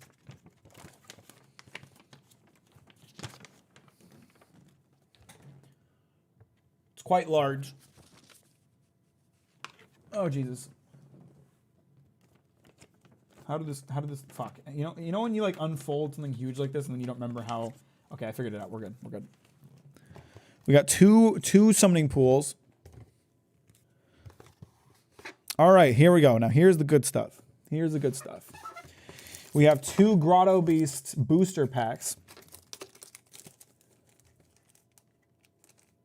Looking pretty good. And then 2 Grotto Beast decks. So you get 2 decks that I assume are preset. They have the same cards every time you buy this set. The booster packs are obviously going to be more randomized. And then we get 2 Germa-themed 6-sided die, which are actually nicer than the die that I got out of my unsolicited box just now, I think. And I really like the little Germa J's for the ones. That's very cute. I like that a lot. That's a nice little collector item. Now then, let's see if we can get into the cards, huh? Now, of course, I don't know the rule set for this game, so it's going to be hard for me to make judgments on how good these cards are, but I'll just make assumptions based on how good the effects sound. Oh, we got the Germa Moon right off the bat. Let's fucking go. We got the Germa Moon, boys and girls. Germa Moon Pog. Where is the tab here? Is this it here? I think this is it here. As a starter set, surely there will be rules included. Yeah, well, there's a rule book, but I'm not going to read through it right now. Fucking, I can't. There we go. That was a bit rough, but I got it. Sort of. Damn, these motherfuckers don't want to open. This is high quality sealant. All right. Let's feel the quality of these cards, because in Germa, I'm a card enthusiast. I'm going to be charging you. These feel slick. That's a little weird. Yeah, they're good cards. Feel solid. The backing is not unaligned at all. You have to watch out for that on cards. All right. Okay, so let's just take a look at the form of these cards to try to understand. So we got the art, Germa Moon. It's a challenger card with 113. Art is by Milkbox. Germa Moon gains 2 power as long as you have more resting beasts in play than any opponent. I'm sure that would mean something to me if I knew what the fuck the rules are, but I don't. And I don't plan to read them, so. Pine Princess, another challenger. I'm assuming these are these beasts? Are these the Grotto beasts? The Grottos are like lands, I think. I started to watch the rule video. I didn't watch it in full, but we got Pine Princess. Pine Princess gains 1 power for each Grotto you have in play. When the Grotto under the Pine Princess is discarded from play, you may score it instead. I don't know what that means. Fruit Jungle. When the beast above Fruit Jungle attacks, it gains 1 power until end of turn. Surrounded by so many treats, the beasts here tend to grow faster than those within the neighboring lands. I wonder if Germa's going to do more than one set of Grotto Beasts, or if this is going to be like a one-off thing. Glowing Cavern. When the beast above Glowing Cavern is discarded, you may choose to rest that beast and discard Glowing Cavern instead. So here's what I'm thinking. Here's my assumption just based off of the small number of cards I've read. I think that you can play a Grotto into like resting mode, and when it's in resting mode, it can't do anything. Then when you play a Grotto Beast, it has to be attached to a Grotto, and the Grotto gains the effect of... The Grotto Beast gains the effect of the Grotto. I think that's what's happening. I think given the success, Germa will do at least one more, likely tying in with cool stream events. Has it been successful so far? I don't know if other people are really buying these things. I know I instantly bought it. Haunted Manor. I like the art on this one a lot. That's very cute. At the end of your turn, if you have 2 or fewer cards in your hand, you may choose a card in your discard pile, reveal it to all players, and put it into your hand. Okay. I think a lot of folks bought it. I hope a lot of people did. I wanted to be able to do this more than once. I plan to buy some more booster packs after this. They're expensive, so I didn't buy much. I just bought the 2-player set to start. When the beast above Magical Canopy defends, the beast gains 2 power until the end of turn. Until end of the turn. Maze of Many Ways. Epic Grotto. Something this one's a little rarer. At the start of your turn, you may discard the beast above Maze of Many Ways. If you do, search your deck for a beast with a summoning cost of exactly 1 more than the discarded beast and summon it above Maze of Many Ways, free of cost. Shuffle your deck when you're done. Interesting. Ponderer's Grove. This is also really cute art. Actually, all the art is nice. At the start of your turn, you may choose to look at the top 2 cards of your deck. If you do, put one of them on bottom of your deck and the other back on the top of your deck. Book of Wonder. This is a wish card. So I think a wish card is going to be similar to like a sorcery or instant. It's like a spell card. Search your deck for a wish or grotto, and you may reveal it to all players. If you do, put it into your hand. Shuffle your deck when you're done. Emergency Rescue. Name a card and shuffle each card with that name from your discard pile into your deck. Oh, okay. Okay, that's cool. That's an interesting ability. Encouraging Cheer. Beasts on your team gain 1 power until the end of the turn. Pretty good, pretty good. Kind of expensive. I don't know where we're getting this currency from to like cast cards. I'm assuming it's in here somewhere. I don't know. Or maybe it has something to do with the grottos. Maybe the grottos like generate this currency. I don't know. I do not know. Choose a Frog's Breath Potion. Choose a player and they discard a resting beast they have in play. You just tell them to fucking kill one of their guys. Open Geode. Look at the top 4 cards of your deck, put one of them into your hand and the rest back on top of your deck in any order. Okay, pretty good. You never know. Inspiration may wait inside. This is from the fucking Germa archaeology stream. That was definitely archaeology and not geology. Bobbin. Okay, here we go. Here's some beasts. Here's some beasts. I don't know what the difference between challengers and beasts is. We have the Germa Moon, which is a challenger. And this is a beast. They're different. When summoned, draw a card. Pretty simple. To kickstart their flight, they breathe in air and float into the sky. Wow. Impressive. Dig Dog, Gruffling Beast. When summoned, you may choose a grotto in your discard pile and put it on the top of your deck. These excellent burrowers have been known to squeeze themselves into holes 1/10 their height. That sounds impossible. Genuinely. Dragosum. Dragosum, Possum, Dragosum, Dragon Beast. When summoned to your sideline, choose a beast on an opponent's team with power 2 or less, and it is discarded.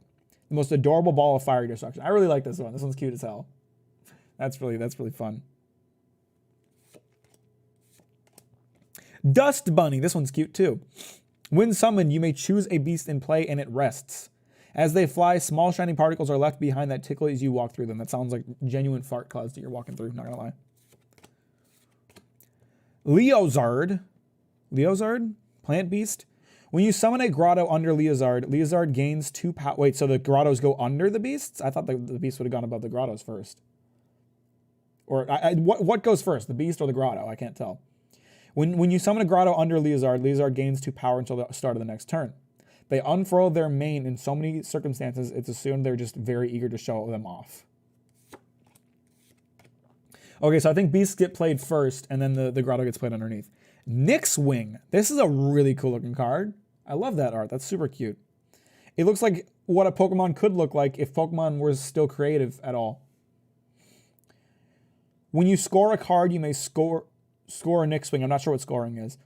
The wind carries fragmented whispers of how to awaken the ancient owl sleeping deep in the north. Rad Root. I like this little guy. When summoned above a grotto, I think it can go either way. So for Leozard, it's when you summon a grotto under Leozard, and for Radroot, it's when summoned above a grotto. So I think it can go either way. I think you can summon grottos or you can summon beasts, and then you can summon the other alongside it. When summoned above a grotto, Radroot does not gain Summoning Sadness. Summoning Sadness? That's definitely like super different from Summoning Sickness. Definitely very different. Not the same at all as Summoning Sickness. When in doubt, radish it out. Oh my god, that's a Germa quote. I remember that one. That's such a fucking great clip if you haven't seen it. Hang on, can I find that clip? What stream was that?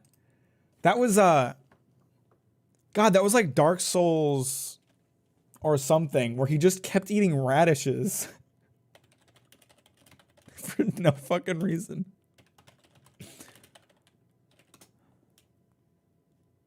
Okay, it was Demon Souls. It was Demon Souls. It was Demon Souls. When in doubt, radish it out.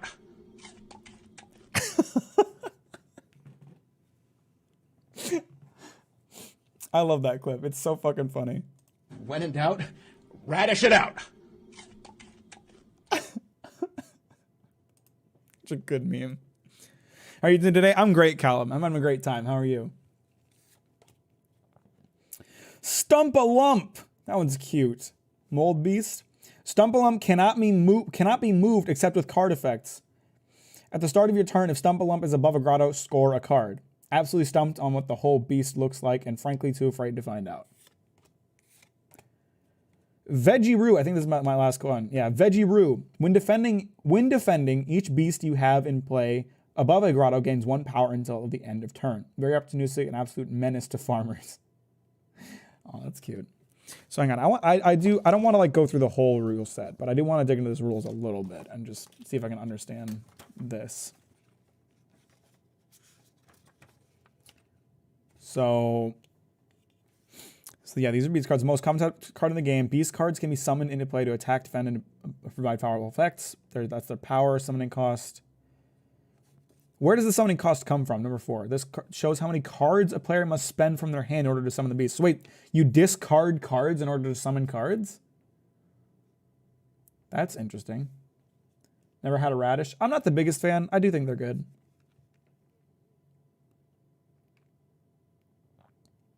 This is the card's name. If cards share the exact same card name, they are considered the same card. So does that mean, like, say you had 2 rad roots in your hand, could you not play both of them because they're the same card, quote unquote?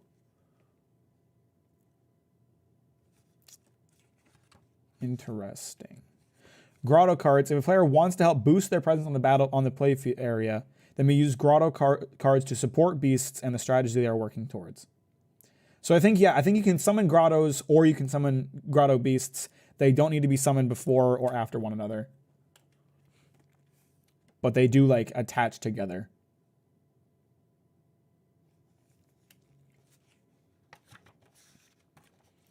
Wish cards to further support the gameplay, players can summon wish cards to combat their opponent's strategy and boost their position. So yeah, it's a sorcery or an instant.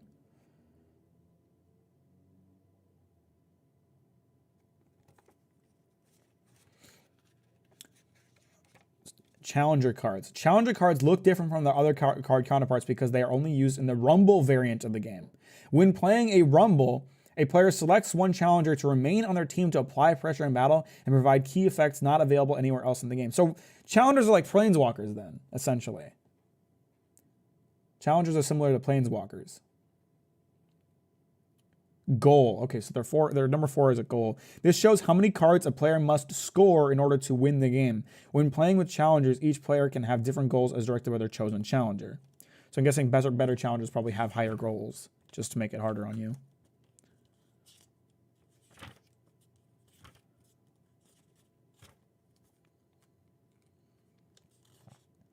Interesting.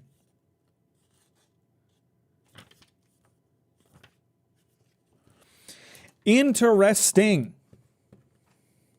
Okay. So that was our first deck of Grotto Beasts. I don't know where I put the box. There it is. I found it. I don't know if there's like more than the 2 starter decks. Like I don't know if everybody gets the same starter decks or if there's different starter decks and it just depends on which ones you get. I'm guessing it's just the same 2 starter decks for everybody. I love these cards. They're very cute. I got the Germa Challenger card. Look, he's doing the look at me. He's doing the look at me pose. Yes. I've unlocked Germa. They don't have the best pull tabs for opening these boosters, to be honest with you. Like they don't pull away from the plastic very well. And I don't want to like scratch the card to get at it. Let me just try to find a different way to open it. Here we go. Come on, motherfucker. Damn, they got some adhesive on this shit or something. I can't fucking open it. Hang on. Make a small incision.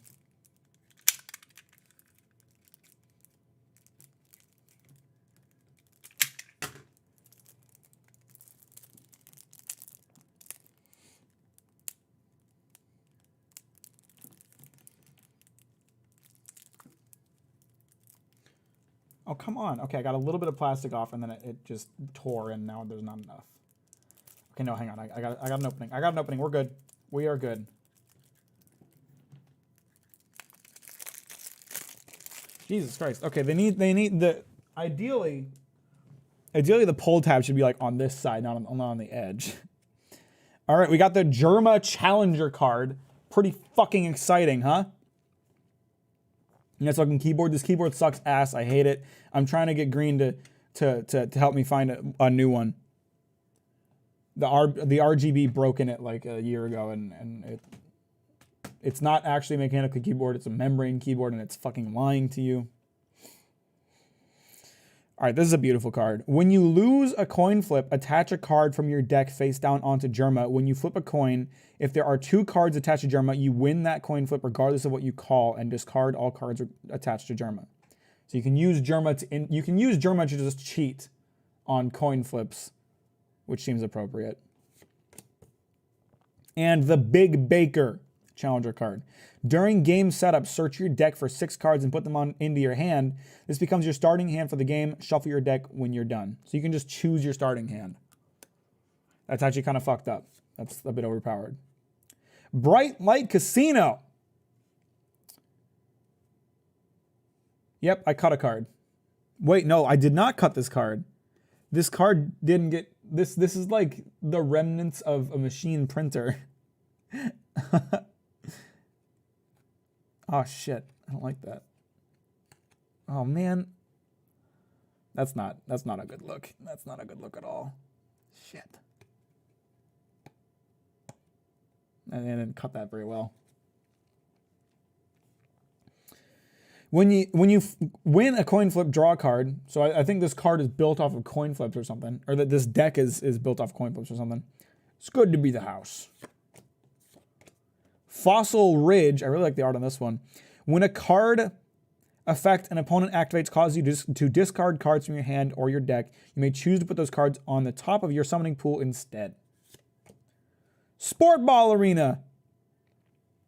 When you score a card, draw a card for each card scored. Right as the portal was opened by Lord Zaraxos, so did the JBA appear in this world. Yo! Little bit of secret Germa lore. So when Lord Zaraxos opened the portal, the Germa Baseball Association came into existence. Damn. Secret Germa lore baked into the cards. That's nuts.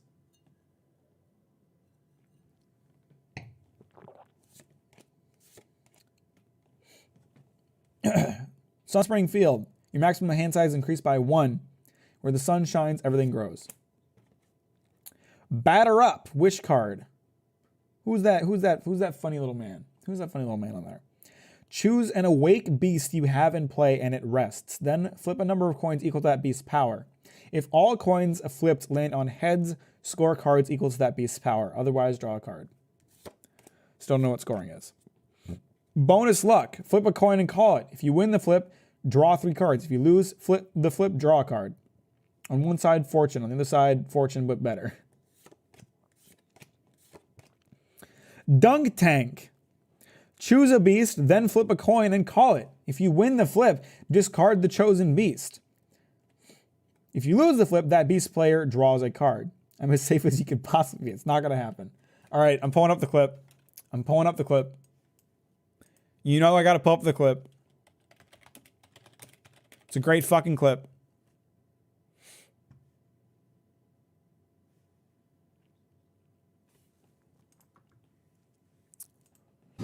I am as safe as you could possibly be. It's never gonna happen. You'll never dunk me, you fuckers. Fuck all of you. It's not gonna happen.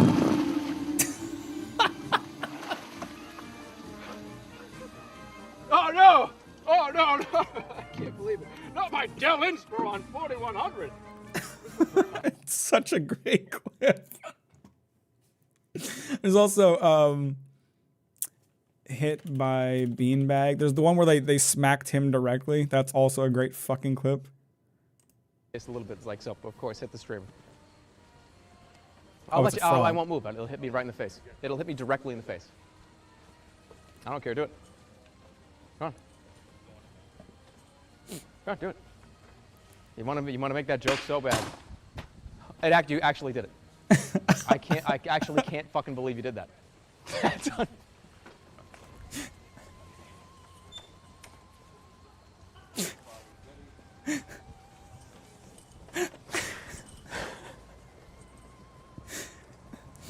Germa's chat is surprisingly good at aiming devices. Series Fauna clip spotted. I don't know what that is, and I'm not trying to hide something. I just don't know what the fuck you're talking about.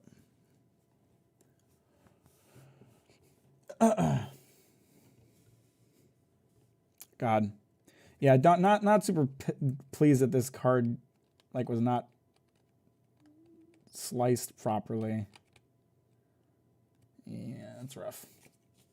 But I have one. Nope, this one wasn't sliced properly either. This one's also fucked. See that? See, that's clearly like part of the cutout that's supposed to be removed. Okay, wait, we got 3 cards. The third one is fine. Third one is fine.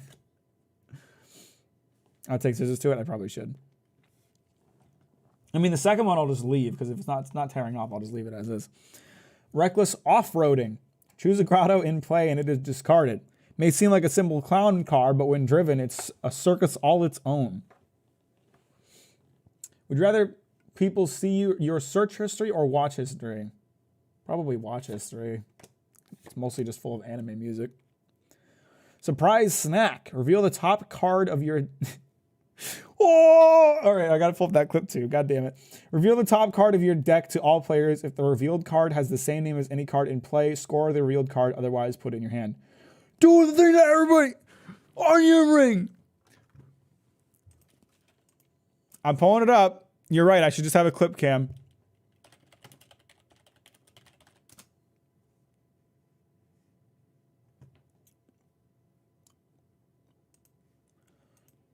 Oh my god! Dude, the thing that everybody... Onion ring! I got an onion ring! The sound of him chomping down on that, like, so excitedly, always gets me. He just fucking destroys that onion ring. Oh! He gets so excited about it.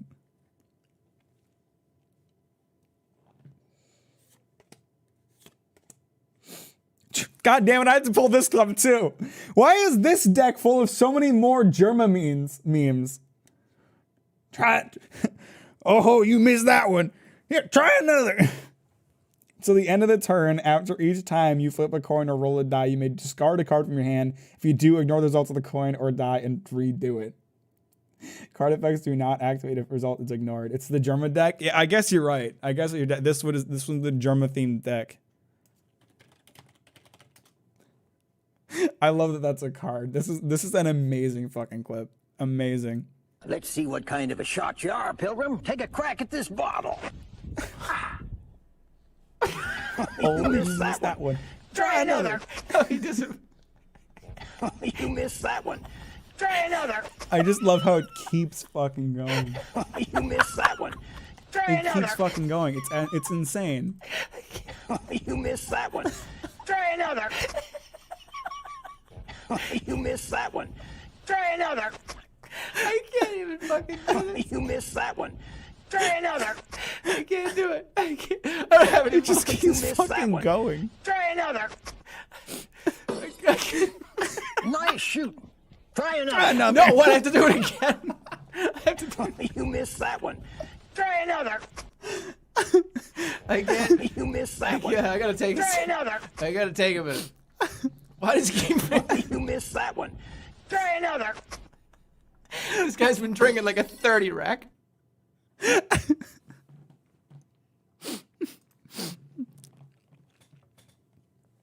I absolutely love how he hits the bottle and then it just restarts, essentially. It's so goddamn funny.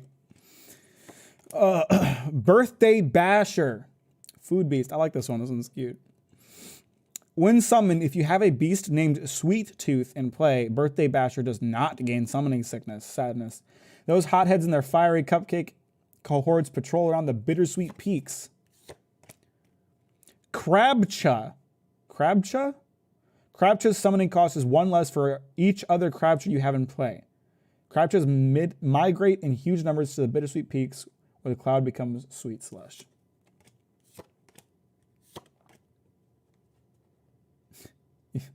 Oh no, you're right. You're right. That is a birthday rats reference. You're right. He's the birthday basher.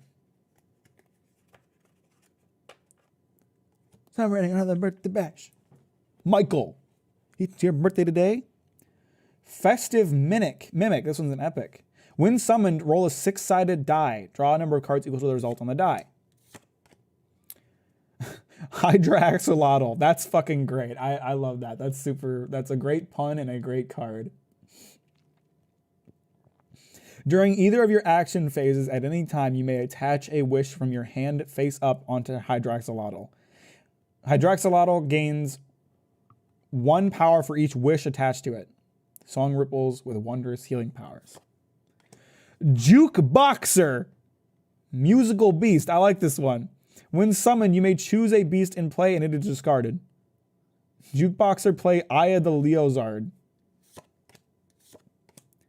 Mr. Any card. When summoned, flip a coin and call it. If you win the flip, play a game of rock, paper, scissors with an opponent. If you win the game, roll a 6-sided die and call it. If you win the roll, score 2 cards. Hydraxolotl is now my favorite creature in existence. Hydraxolotl is really good. I really like Hydraxolotl. Ponyata. If I make a deck, I have to make a Mr. Green deck. You got to get the Mr. Green card first. When defending, if Ponyata would be discarded from play during a combat, flip a coin and call it. If you win the flip, move Ponyata to your sideline instead. If you can't or you lose the flip, discard Ponyata and each opponent draws 2 cards.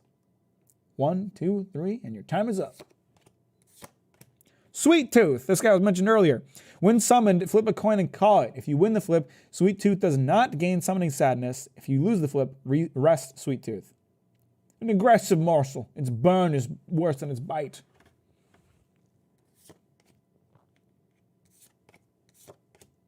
Weenie Mutt. This thing is gross looking.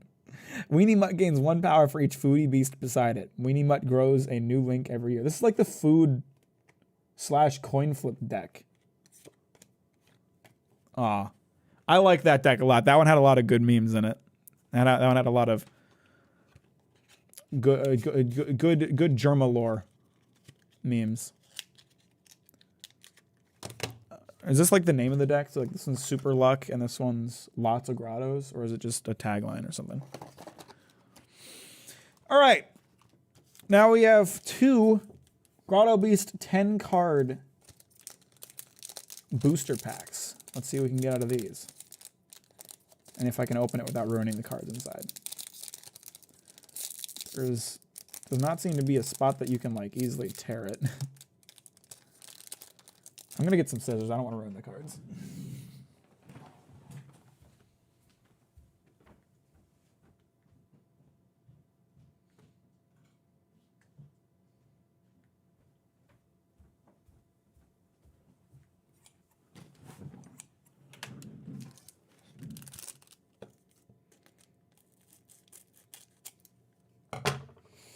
All right, let's face down so we don't see what's on top. And ha! Excasaur. I like this guy. This guy's cute as fuck. Excasaur. When attacking or defending, if Excasaur is above a grotto, you may discard that grotto. If you do, Excasaur gains 3 power until the end of the turn. In this world, it's something impossible to determine if something started out as an object or as a creature. Green Screen Challenger. I love the T-pose. When a grotto you have in play is discarded, you may attach it face up onto green screen instead. When you would score a card, you may discard the top 3 cards of your deck instead. If you do, choose a grotto attached to green screen and summon it free of cost. What a great card. Explosion.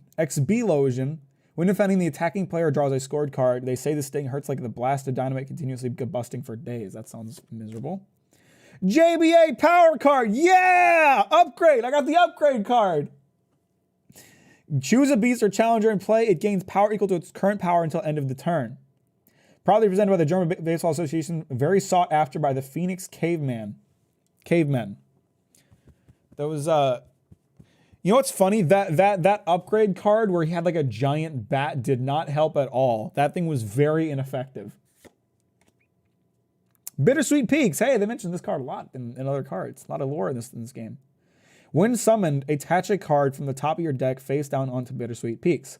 When the beast or challenger above Bittersweet Peaks attacks or defends, put all face down cards attached to Bittersweet Peaks into your hand. If there are no cards attached to Bittersweet Peaks, return it to your hand instead. Bealt. Bealt? Aquatic beast?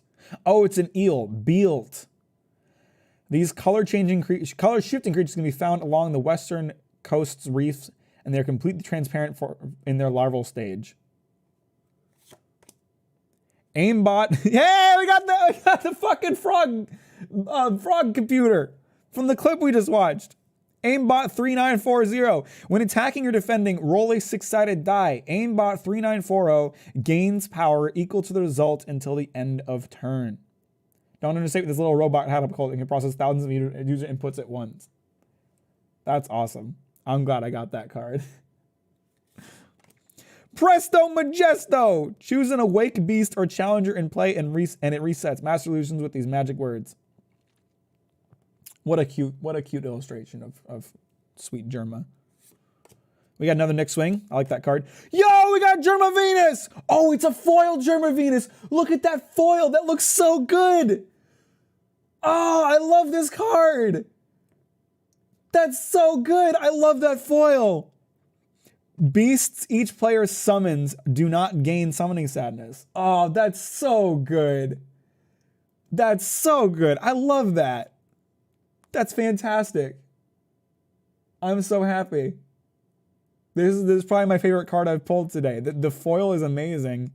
It's Germa Venus. I love that so much. That makes me really happy. And can I just complain for a second? Okay. Just give me 1 second. It's not related to this at all. This is mostly unrelated, but Magic has a brand new set coming out. It's on pre-release right now. It's called March of the Machine.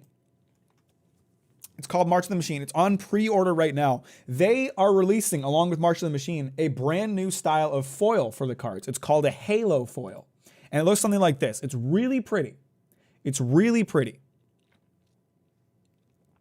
Halo foils are only available in collector boosters.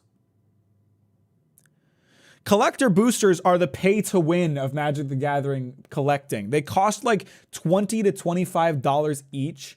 There's 10 cards in them, and they're pretty much all guaranteed to be amazing. And I'm so mad about it. Why can't you just put them in set boosters and make them super rare? Why are they only in collector boosters? That sucks. That's so scummy. I already don't like collector boosters much. I'm already not a fan of them to begin with, but now you're putting exclusive foil types in them? That sucks. They already kind of did this, so there's a set that I need to buy a box from soon. It's the new Phyrexia All Is One set. They have a bundle that has exclusive oil slick foils in it. I'm pissed that it's exclusively inside that box, but at least that box is a good price. Collector boosters are straight up a scam. They are way too expensive for how few cards you get, even knowing that all of them are going to be rare. To me, it's so scummy. The collector boosters are so scummy because, like, to me, the fun of pulling cards is like the chance that I'll get something really good, even though I didn't pay a ton of money. With collector boosters, I'm paying a bunch of money knowing I'm going to get something good. That's not fun to me. I don't want that. I don't like collector boosters. And I hate them even more if you put exclusive shit in them. So that's my rant. That's my rant about this. But this Germa Venus makes me very happy. And I didn't find it in a goddamn collector booster. It's just in a regular booster pack. And it was much more meaningful because of that.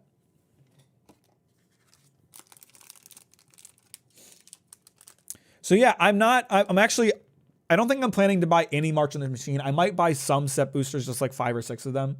But I'm not gonna buy a booster box like I did with Unfinity and Kamigawa, because March of the Machine doesn't have very much good shit in it besides those Halo foils that are only available in collector boosters. So fuck that, you know. I'm not interested in that. I want the Halo foil. I'm not buying a collector booster to get it. Let's do it upside down.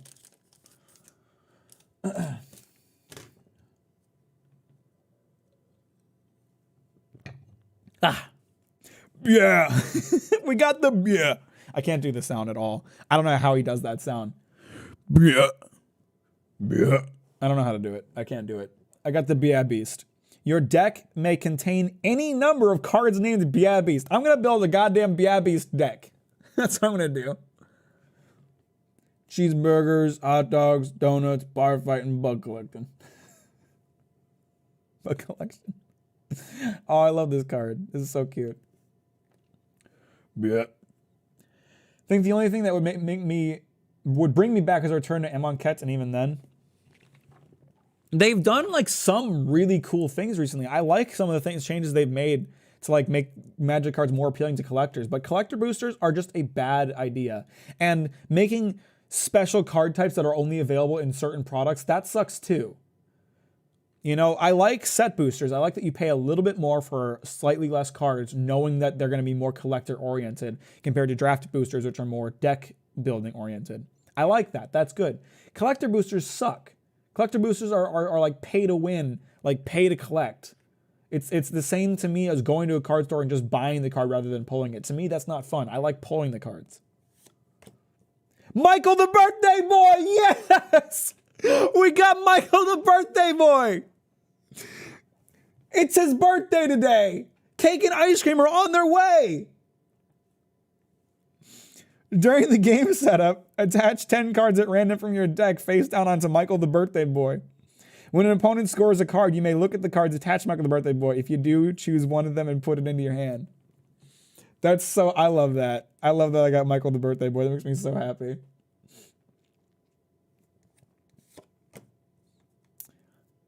Highland Destrier. When attacking or defending, if Highland Destrier is above a grotto, put a card from the top of your summoning pool on top of your deck. A crowd favorite of the robotics-filled Carnival Kingdom, they come and go as they see fit. -2.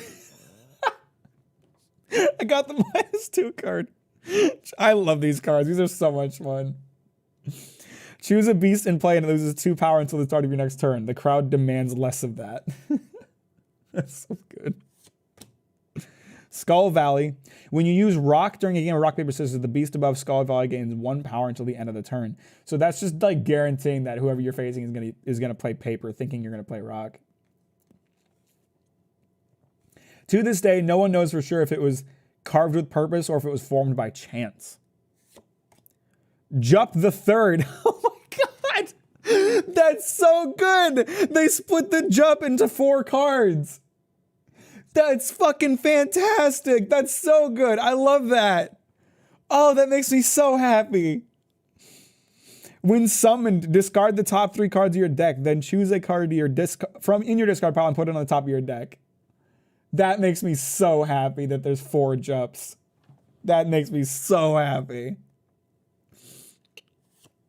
Leozard, we've seen you. Call for help.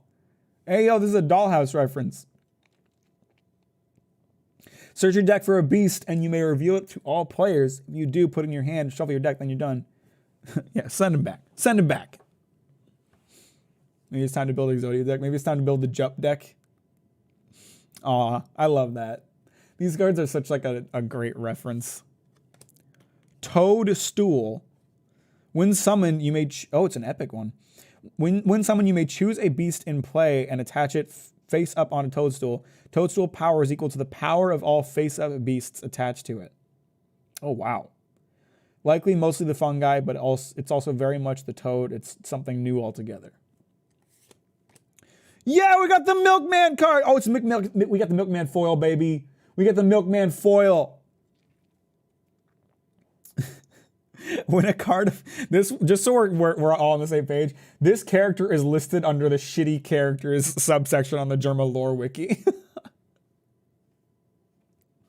When a card effect an opponent activates allows them to search their deck or look at cards on top of their deck, draw a card. Okay, great. Super pretty foil. I do like this foil. This one's got like like an Aurora kind of effect almost.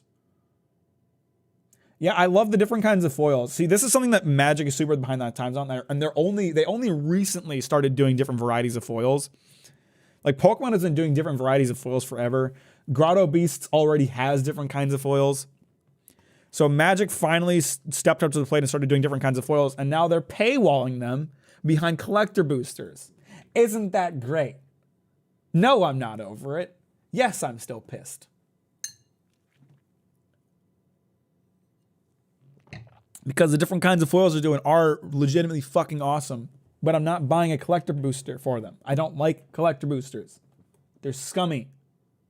You suck, Wizards of the Coast.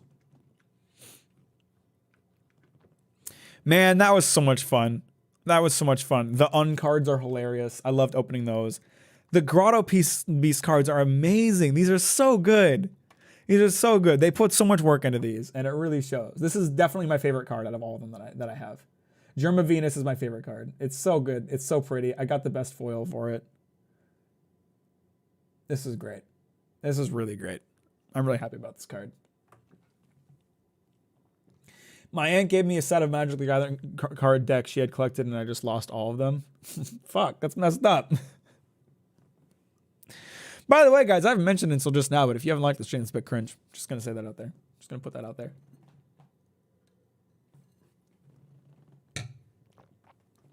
All right, there's one last thing I wanted to show today, and this is just kind of like a random thing at the end. I as a meme a couple years ago, I went on AliExpress and I bought like a booster box of Pokemon cards for like $20, and like obviously they're fake. You don't get booster boxes for $20. They're obviously fake. But I've just been holding on to them for like 2 years, being like, I'll do a stream with this eventually. But I kind of realized it's not very entertaining because they're not like funny fakes. They're just kind of shitty fakes. So I'm going to open one of these packs, show how garbage these fakes are, and then I'm going to throw this box away and never think about it again. I gave $20 to some Chinese factory that's spitting out fake Pokemon cards. Fucking, right? It's so hard to open. I lost my scissors.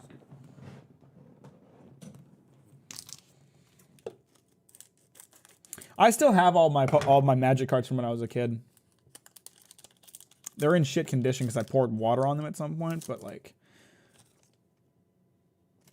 So first of all, this is already like damaged. You can see that right there. That's already damaged. First indicator that this is fake as fuck. There's like a shiny right on top. This one card is upside down, and unlike with the Magic cards, I do not think that was intentional. Just me, are the backs too shiny?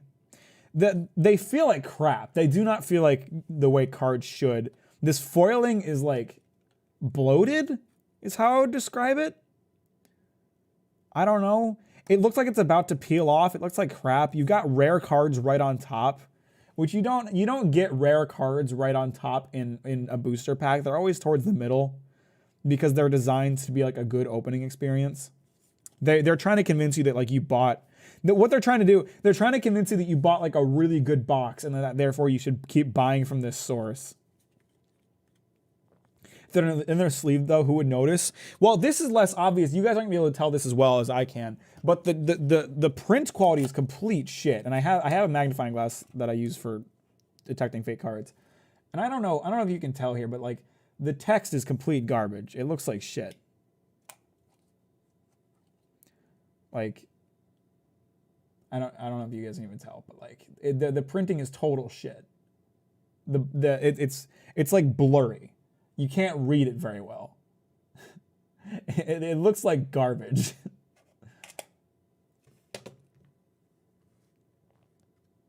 Hey, you can get people. I thought you only get Pokemon. No, there's trainer cards. I don't know a lot about Pokemon. I've opened one Pokemon box. Just because I was like kind of interested. What the fuck is this thing? See, I'm so out of the loop with Pokemon cards. I don't even know what this thing is.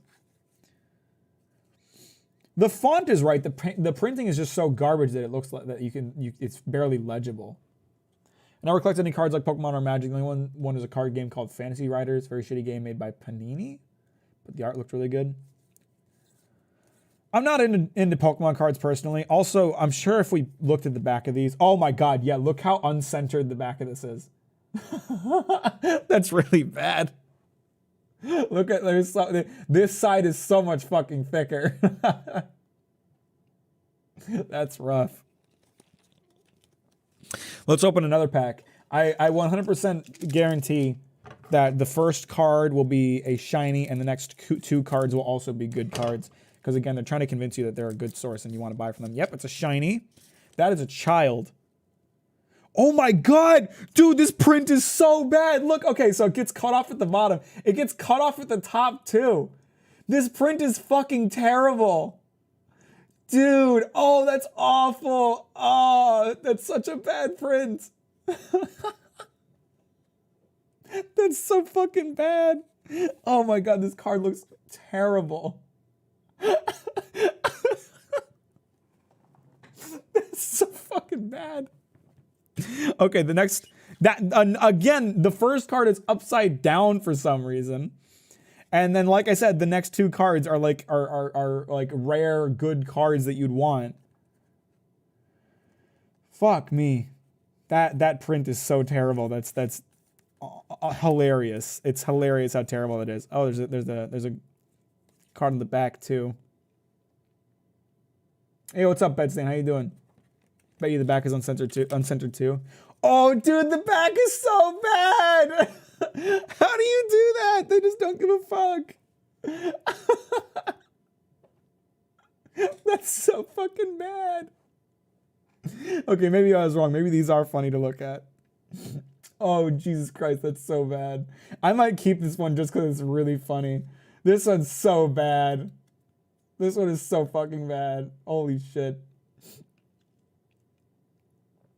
Oh, fuck me.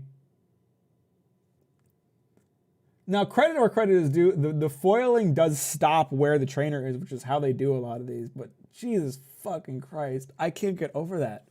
That's so bad. That's so fucking bad. Just frame it on your wall. Yeah, I think I have to keep this one. This one's hilarious. This one's so bad. All right, I'm gonna open another one. I'm starting to have fun opening these just because they're so terrible.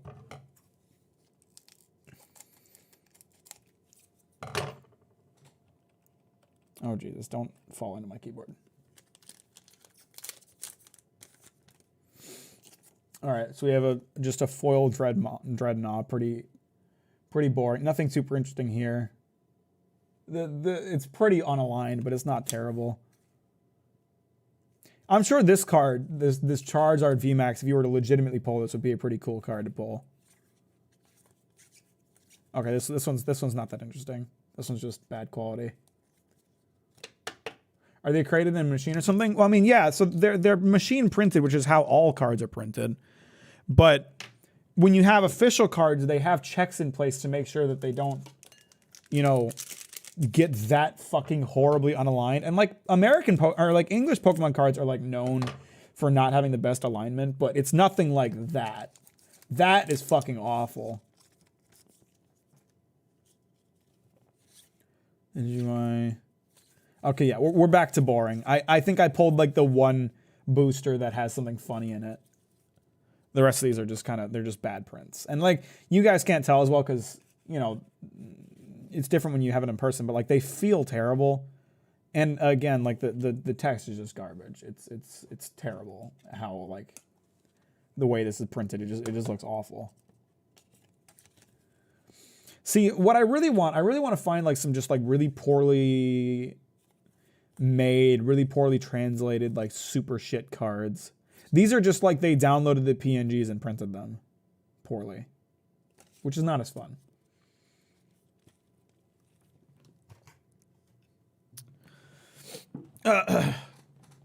So someone asked me about if I would show my own Magic collection earlier, and I'll grab some of the cards I like and show it to you guys.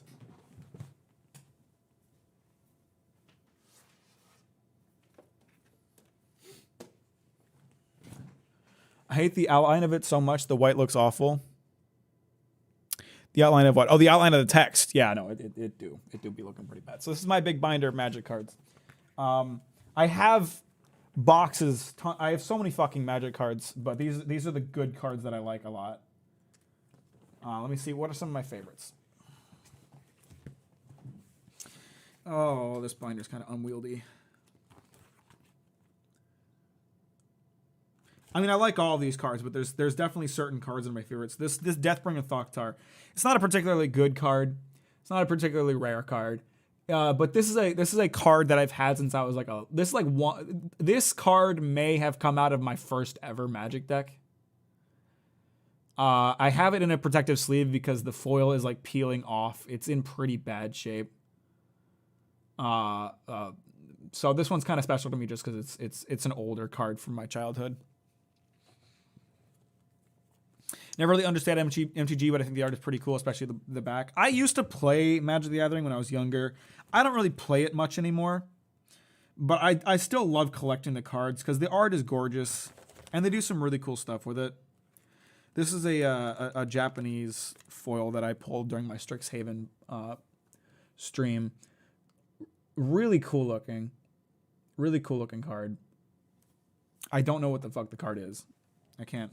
I mean, I could read it. I just am lazy.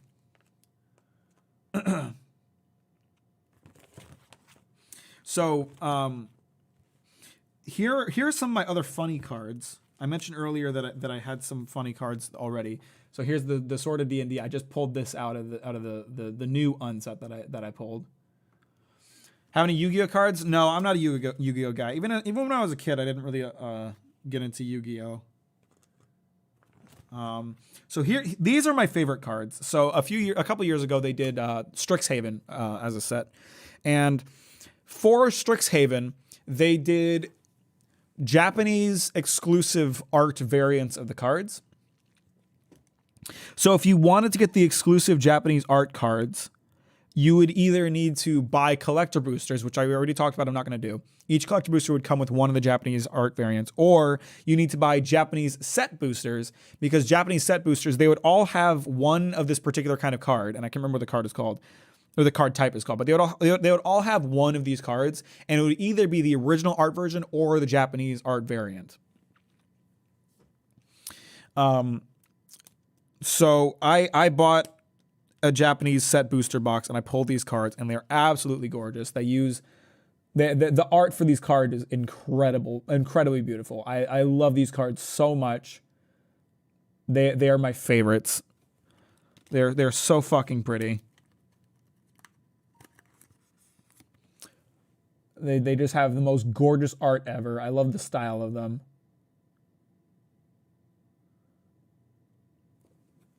I have a good number of these. I enjoyed opening these cards so much. I had such a good time opening these cards that I immediately bought another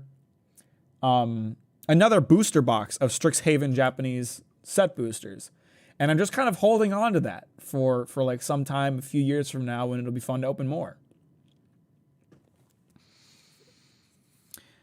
And I'm hoping I'll pull some of the really rare ones next time. I pulled some rare ones this time. If I remember correctly, I can't remember which card it was. I believe it was this card. This is the most expensive card I've ever pulled. This card was $70 when I pulled it. It is not $70 anymore because there's more of them in circulation. So it might not be the rarest card I own now, but at the time it was the most expensive card that I owned.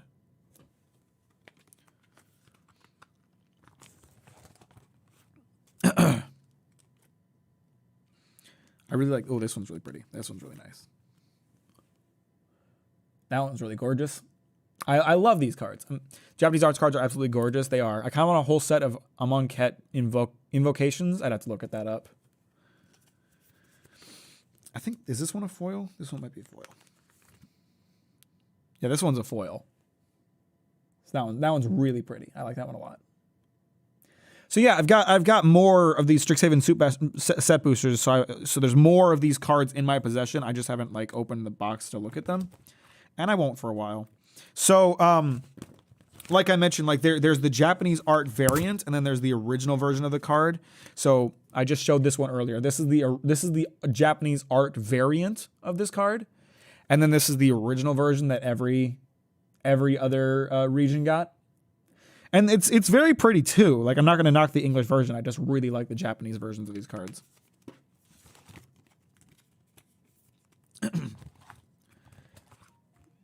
And here's a card that I love because it is so fucking ugly. I got to prepare you for this card. I genuinely don't know if it was a joke putting this card in this set. I don't know if it was just like the artists fucking around where they were like, what if we put this card in here and some assholes like pulled them. It is so fucking ugly. I've talked about this card before, so some people might already know. I've shown this card before because it's so funny to me. It genuinely looks like they took a picture of somebody and then they colored over it in MS Paint. It is it's terrible. It's so fucking bad. I love this card because it's so shit.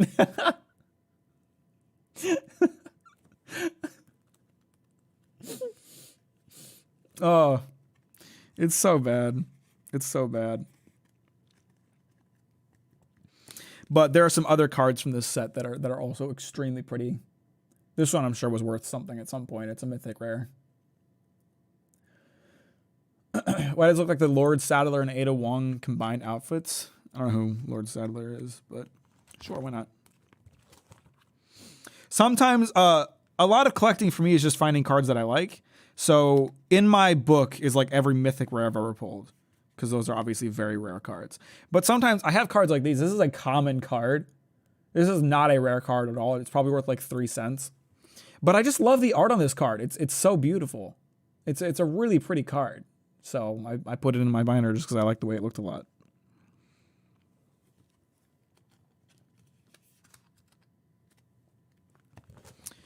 Then we have my Kaldheim cards. Kaldheim had some really cool art cards because they had this really cool like Norse styled bordering that I like a lot. And a lot of them used colors in a really interesting way. Like this one that's really like a lot of white with some yellow. All the art is just so beautiful on these. Yeah, the art on these is incredible. The art of Magic the Gathering's art is amazing. And then this is probably one of the best cards I've ever just pulled randomly. It is a mythic rare extended art foil. So that's like three variations of a card that make it like super rare. And it's incredible art-wise. It's an incredibly beautiful card. I don't think it's worth much, but I like it a lot because it was super exciting for me to pull this one.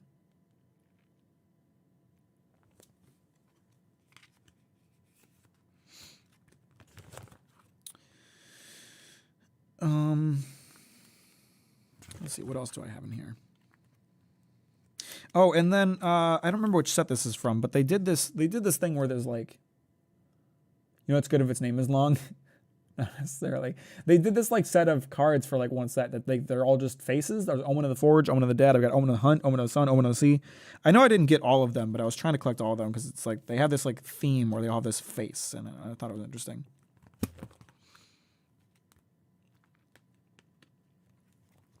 This is a reprint of an older card. Older Magic cards looked very different. They have a very different font. They have a very different frame. The art direction is pretty different. So I really like older styled Magic cards, and they're not as easy to get these days because they're like I love the look of Magic cards, of current style Magic cards. Don't get me wrong, and I wouldn't go back to this because I think this does like they're a little more sleek in the modern style. But I love older styled cards.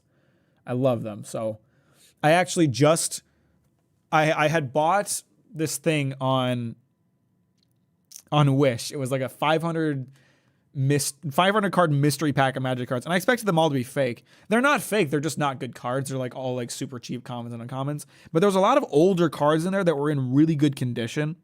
So I actually am really glad that I bought that, and I got some really good cards out of it, including some white bordered cards. Back in the day, for a brief time, whenever they would reprint a card, they would do it white bordered, so you know that it's not from the original set. They stopped doing that pretty quickly. There's only like 3 or 4 sets that have white bordered cards. I love those white bordered cards just because they're so unique and they look so cool. So, can some cards combine to make a bigger card? Yes, they can. My favorite card I own, probably not worth a ton, is the pre-release foil version of Glory in Hebrew, the first ever Hebrew card. That sounds cool. It's going to make me start collecting Magic cards. They're gorgeous. It's a lot of fun. I really enjoy collecting Magic cards. it's you got like you're it's kind of like collecting art. You know, you get just a beautiful collector's piece of art.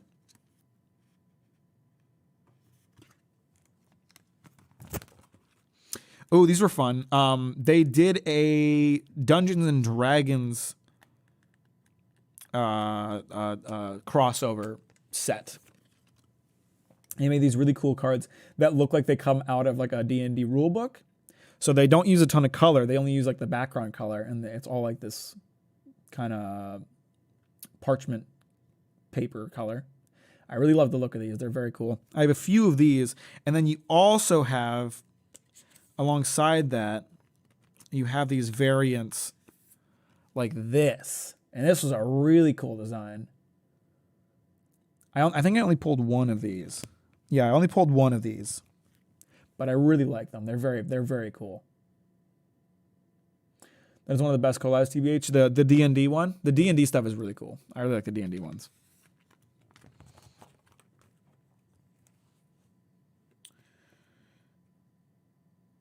And that's pretty much the end of it. I obviously didn't show you all of my cards, but those are all of the card, a lot of the cards that I like a lot. And then when they started doing set boosters, so they started releasing these cards that are just the art. It's not a legal card. It's literally just it doesn't even have like a magic backing, but it's literally just the art. If you want to just appreciate the art, so I like these because it just lets you see the art in its full glory. And some of them you can get there's a rare variant of these art cards where you'll have the artist's signature in this like gold plating, which is very cool. I like those too. I mean, get into a lot of different card games in D&D. I really don't play the game anymore. I used to, but I just like collecting the cards a lot. So I have some full art cards of like those Strixhaven cards. This is not the Japanese variant, but like this is one of those Strixhaven cards. It's a full art version. I do really like these. I prefer to get the card itself, but I do really like these because, again, a lot of what I like about collecting Magic cards is just seeing the art. So these full art cards just let you appreciate that even more. And then within that, they also had like a D&D, during the D&D crossover, they had like a D&D variant that would just be the line art, which is really cool. And again, like these aren't legal for play. They're just art cards, but yeah, they're cool.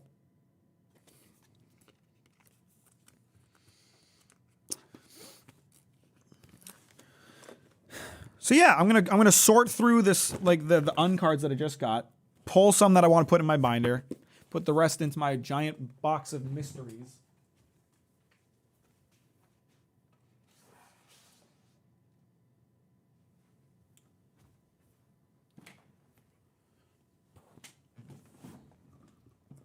And then I also, like I mentioned, I have a booster box of Unfinity, which is the most recent joke card set. And I have a set booster box of Kamigawa, which is a set that I really liked that I wanted to get cards for. So more card opening streams in the future, eventually, whenever I feel like doing them. And yeah, thank you guys for joining me today. Shout out to my man Germa for making Grotto Beast, because these cards are really fun and I like them a lot, and they're great as a fan of German. I was a fan of the Germa lad. I'm glad I got to pull those. They're a lot of fun. And they're legitimately well made and super funny. So yeah. Thank you guys for joining me. I'll talk to you. I'll talk to you later. I'll see you on Wednesday for some kind of video game. Don't know what that video game will be, but we'll be playing some kind of video game. So if you like your channel, it's underrated how you only have 18,000 subs. I appreciate that. I'm glad you like the channel. I don't feel like I'm underrated. I'm really happy to see where I'm at, but I of course intend to keep growing. So yeah, I'll talk to you guys later. Hope I catch you next stream. Video game D's fucking got 'em. I'll talk to you guys later. Bye bye.